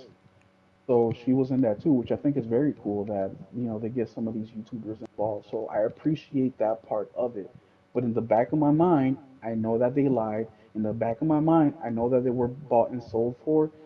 If they're willing to do that in one aspect of their life, then I cannot take the other thing serious. I just can't. No matter how good you are at other things, I just rather not. But that's just a me thing. I'm not saying don't follow these people or don't. No, you do you, of course. We all have our preferences. But I just do not like it, especially in the gaming industry where we have so many developers that are putting in hard work, blood, sweat, and tears to make some of the best experiences that we're ever going to have. And then it gets clouded with the EAs of the world where they just want to put as many transactions as possible, treat their devs like shit, pay them the least amount, all while taxing us or charging us top dollar. That's a problem. So when we talk about supporting the devs and engaging, like these are the things that we need to do. We need to call out the bullshit. We can't let these fake journalists write hit pieces on on things that we know are to be false, forget about it, and then pre-order the next game that comes out in 3 years for the $70 right now when we haven't even seen anything about it, and then cry and complain when the game is broken. Yeah, like man, I have like, yeah, folks in the chat clapping for you, man. I think you did. Damn. We'll just ride off in the sunset on that one. Like that's Oh, Hero Down Under, Skilla. That's another guy. Now I watch Skilla's video every single week, man. But something that regarding Jim, which he said that really irked me, when this was yesterday on the video because I watch his weekly videos and I also watch all his reviews. I do not miss anything from Skilla, even though I don't like some of his opinions. And one of them is he was talking about the leaks, which we're gonna get into next, Thrifty, or we don't have uh time for that. no, we don't have time for that tonight. I Oh, skipped that because it was just going to talk about the hacks, but like okay.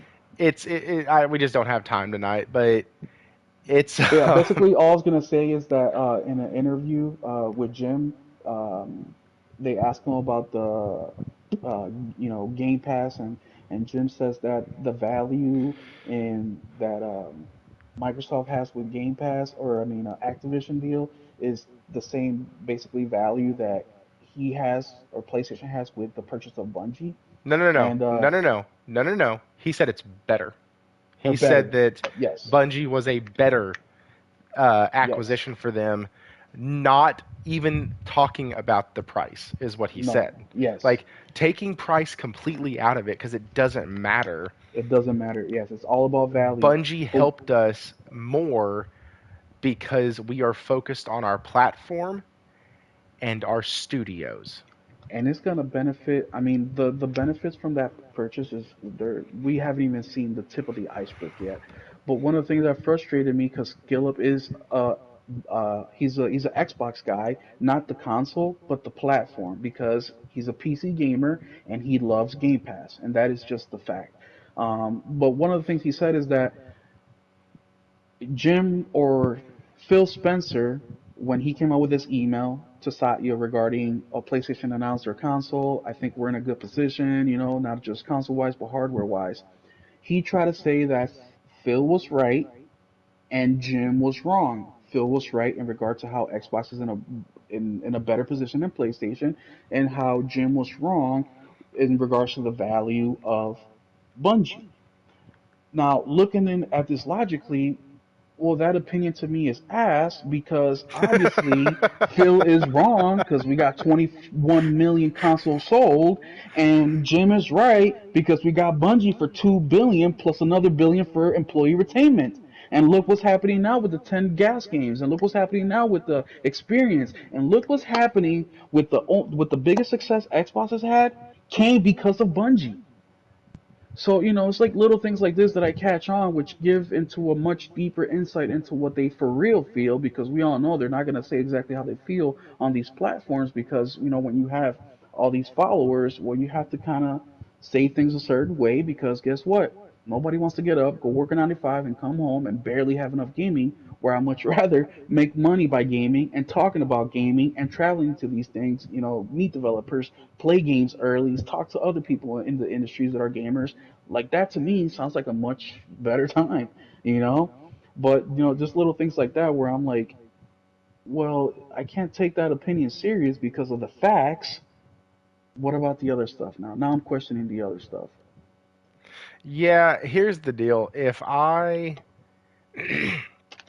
ever got to a point where, you know, folks are starting to like want to send me games or stuff like this, like I'm just gonna have to tell them like, listen, that's great, but I'm going to just keep saying exactly what I believe. Like, if your game is dog crap, don't send it to me. If you think your game is dog crap, don't send it to me. Like that's because here's the deal. I'm probably never gonna get big enough to like be invited to shows and stuff, but I mean, there's channels that are only slightly bigger than mine that get game codes and all that. But like it's just something that I hold really close to me is my integrity and the way I process things and the way I think about things. I'm I very very much always like to try to see both sides of the story. So sometimes people think that I'm just a Sony pony, and sometimes they're in the chat saying, "Dude, go easy on him. It's gonna be okay." Now, fuck that. No, yeah, They don't, fuck that. they don't get easy from me. I have a standard, and it's their Hmm. fault that I have that standard. So Yep, yep.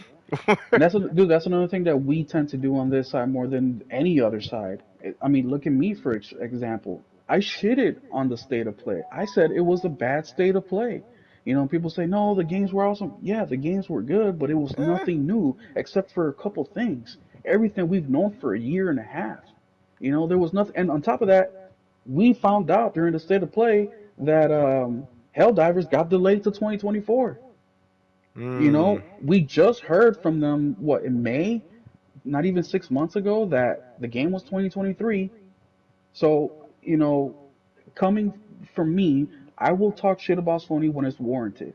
We talk a lot more shit about Xbox because it's warranted. Because it's You warranted. know, Like, did there's you watch no, Thrash's video when he was like, what the yes, fuck negative am I supposed to say about Sony? They sold 30 million copies or 30 million yes, consoles? Yeah, that's terrible. It's awful. It's a bad exactly, thing. It's bad news. It's Sony bad. I'm no, like, bro. damn, dude. Like, They what are just we have no supposed to say? honor. They have no, like, they just have no integrity. They have no, you know, and it sucks because we play games and it's all make believe stuff, but you know, the stuff that hits us emotionally and the stuff that becomes our most favorite games, it's because of the honesty and the raw emotions and, you know, the gameplay and how creative they were and the mechanics and all these things. And I'm like, how can you love something like that for what it is, but then in real life, you're over here defending the shit that Phil says Yeah. and shitting on the things that Jim is doing, even though it's benefiting gamers. Like, I don't get it. So, Mr. Grimm, he took it away. Dadgummit. I liked it. But anyways, I don't. It's not back up on my screen, so I can't see exactly what it said. I don't want to misquote it. Um, all right, guys. So everybody's still in the chat. I really appreciate it, guys. We had 25 people in here. Uh, this is actually becoming a very consistent number, and so that is extremely exciting. Um, I think it's due to my co-host. He's really, really charismatic, and people, dadgummit, they like him. Hit the like button, guys. Let's go. Let's get this up to 25 likes. Yeah, let's get this thing going. Hit that like button. I've gotten several subs over the past month, and the channel's growing. We are almost, let me check real quick. I can tell you exactly what we're at because I can do that. We hit 300 subscribers tonight. There Holy we crap, go. guys. We Let's have go. 200 more. 200 more, and then this channel can start funding itself. And So so that's let's share it out, guys. Post it up if you could, please. We would appreciate it. Me and Thrifty, let's share it out on your socials, hell on yeah. X, on Facebook, on Instagram, wherever you're at. If you don't have socials, tell your buddy, tell your mom, tell your dad about it. We're all very passionate about gaming. And also let us know how we can improve, guys. If there's anything you want to see, anything that you would like for us to know, let us know in the comments. Thrifty reads them, I read them. We want to grow the community, man. You guys are very funny. You guys are very informative. You guys are the third panel members in this podcast because That's there's so right. much information that you're giving us while we're going on these tirades about, you know, CD Project Red is one of the best games ever. Which, by the way, I'm saying so myself. But no, you guys have been awesome. So please hit the like, share it out. It will really help us out, and it's only like in the gaming world. Please support us. By supporting us, you're making us better and able to give you guys a much better show. Yeah, and guys, he's not wrong. Like the main thing that I want for this channel to be monetized for is so I can end up getting a an actual like PC that I can do this from. So we can get the so we can get it in the Discord, and at 500 subs, I do plan on starting up a Discord. Um, I think that we have names in here that I don't see in other chats, and so I really think that that's cool because I think every chat should have their kind of community, and that's what we're building right now. And Salty, thank you guys in the chat. I appreciate y'all. Get with all the congratulations and stuff. When I started this channel, I didn't think I'd get to any number, and then I got hooked up with Salty. He gave me some pointers. Him and I talk about the channel and the growth of it and all that. And then TCMF came on, and him and I, after the show, we sat and talked for probably another hour and a half. Uh, and he gave me some tips. It's the reason why you see more little shorter videos, like news type videos, because he had made the suggestion that, hey, those are really easy to get out. You can put up screenshots so you don't have to do a lot of production on them. And he's like, when you're first starting out, it's great to just get those out. And, Salty had told me that too. Like, hey, man, focus on shorter videos, get those out. And then the whole way, he's been awesome when it comes to like, hey, man, do you mind if I start my own show? And he offered me some warnings, offered me some insight on the kind of sucky side of it, uh, which happened. Several of my shows, I sat and I was talking to two people, but from that, it's grown. What is that? Times 10? Is that times 10? Or is that a So do thousand I, percent? hero. Is that right? Anyways. Um, and so the next Saltiest Gaming podcast is tomorrow night. We cannot let all this good news go to waste. Like we we can't let this good news go to waste. And I say good news because guys, listen, as PlayStation gamers, we are in probably the best position we've ever been in. We are market leaders in every form and fashion. We are sitting here with amazing blockbuster games coming out and that have come out for our new hardware. We're getting all of these wonderful third party games, Hogwarts, Jedi now, and like all of them, everything. We're getting it all. People don't skip our console anymore unless they are getting paid by Microsoft. And even that, Yep. sometimes we still get their games too. Yep. Just like the was it the CEO from Capcom says that we should maybe put out more games on Xbox, not because it's gonna sell more, but because the promotion is gonna get Yeah. us more PlayStation gamers. Like, dude, that's it. This is the console. If you want to play video games, the PlayStation console is the platform to do that on. The variety is only going to increase as time goes on. Look, I just played my very first Xbox game ever last year. Ever. I've never owned an Xbox before in my life. I went from Super Nintendo to Nintendo 64 to PS2, PS3, so on and so forth. And the last couple of years is when I really got into gaming heavily, where I've been playing all sorts of everything. From I used to play MLB The Show and maybe Call of Duty, and that was it. And in my early, late teens, young adult, it was Madden. That's it. And I decided to finally expand my taste. And so I got the Xbox for my son for Christmas. I played Halo 1, Master Chief Collection. I played the Gears, and those games were so amazing. And I think at the end of it all, that's the most frustrating part about Xbox is that I saw what they were able to do, and how they lost that baffles me. And how they can say that great games don't sell consoles is the most idiotic thing I have heard from any person of power in the gaming world ever.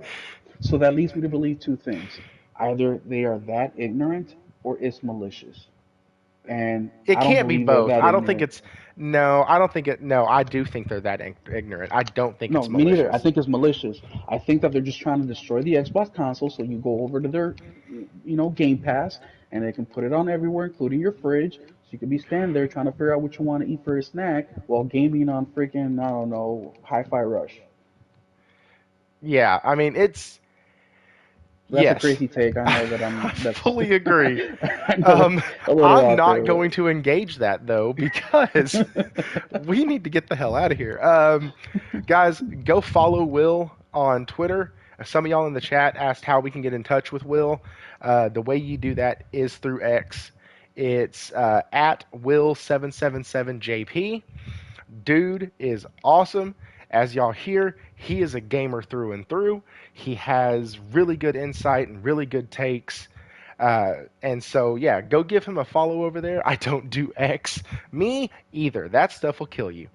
Um, Second thing before we get out of here, Look at your screen, and up by the mountains, you can actually see the clouds moving. If you look really close, you can see that these are moving in 40 frames per second with VRR and 1440p. So just appreciate that we have games now that have actual cloud physics in them. Enjoy that. And then the last thing is, guys, y'all can follow me on Twitter at thriftypsgr. There's a few people I think who have added me to PlayStation Network, but your screen names are different than your usernames on here.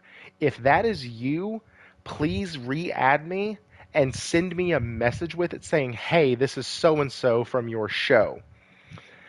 Because if not, I'm not going to add you. I don't know who the hell you are, and I don't add random people on my PlayStation. And so, Josh, I think I got you in there already, but there were a couple that came through last week.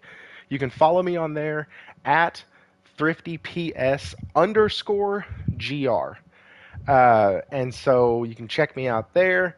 And yeah, I plan on getting Helldivers 2 because it's a loophole in my 3 full price games a year rule because it's not going to be full priced. So that's going to be awesome.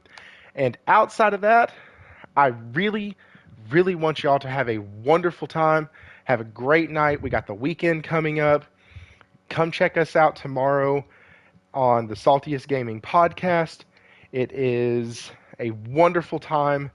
I stayed away from the really interesting question that we're going to be talking about tomorrow night. So I stayed away from that for a reason, so you don't want to miss it. And let's have a good night and stay thrifty.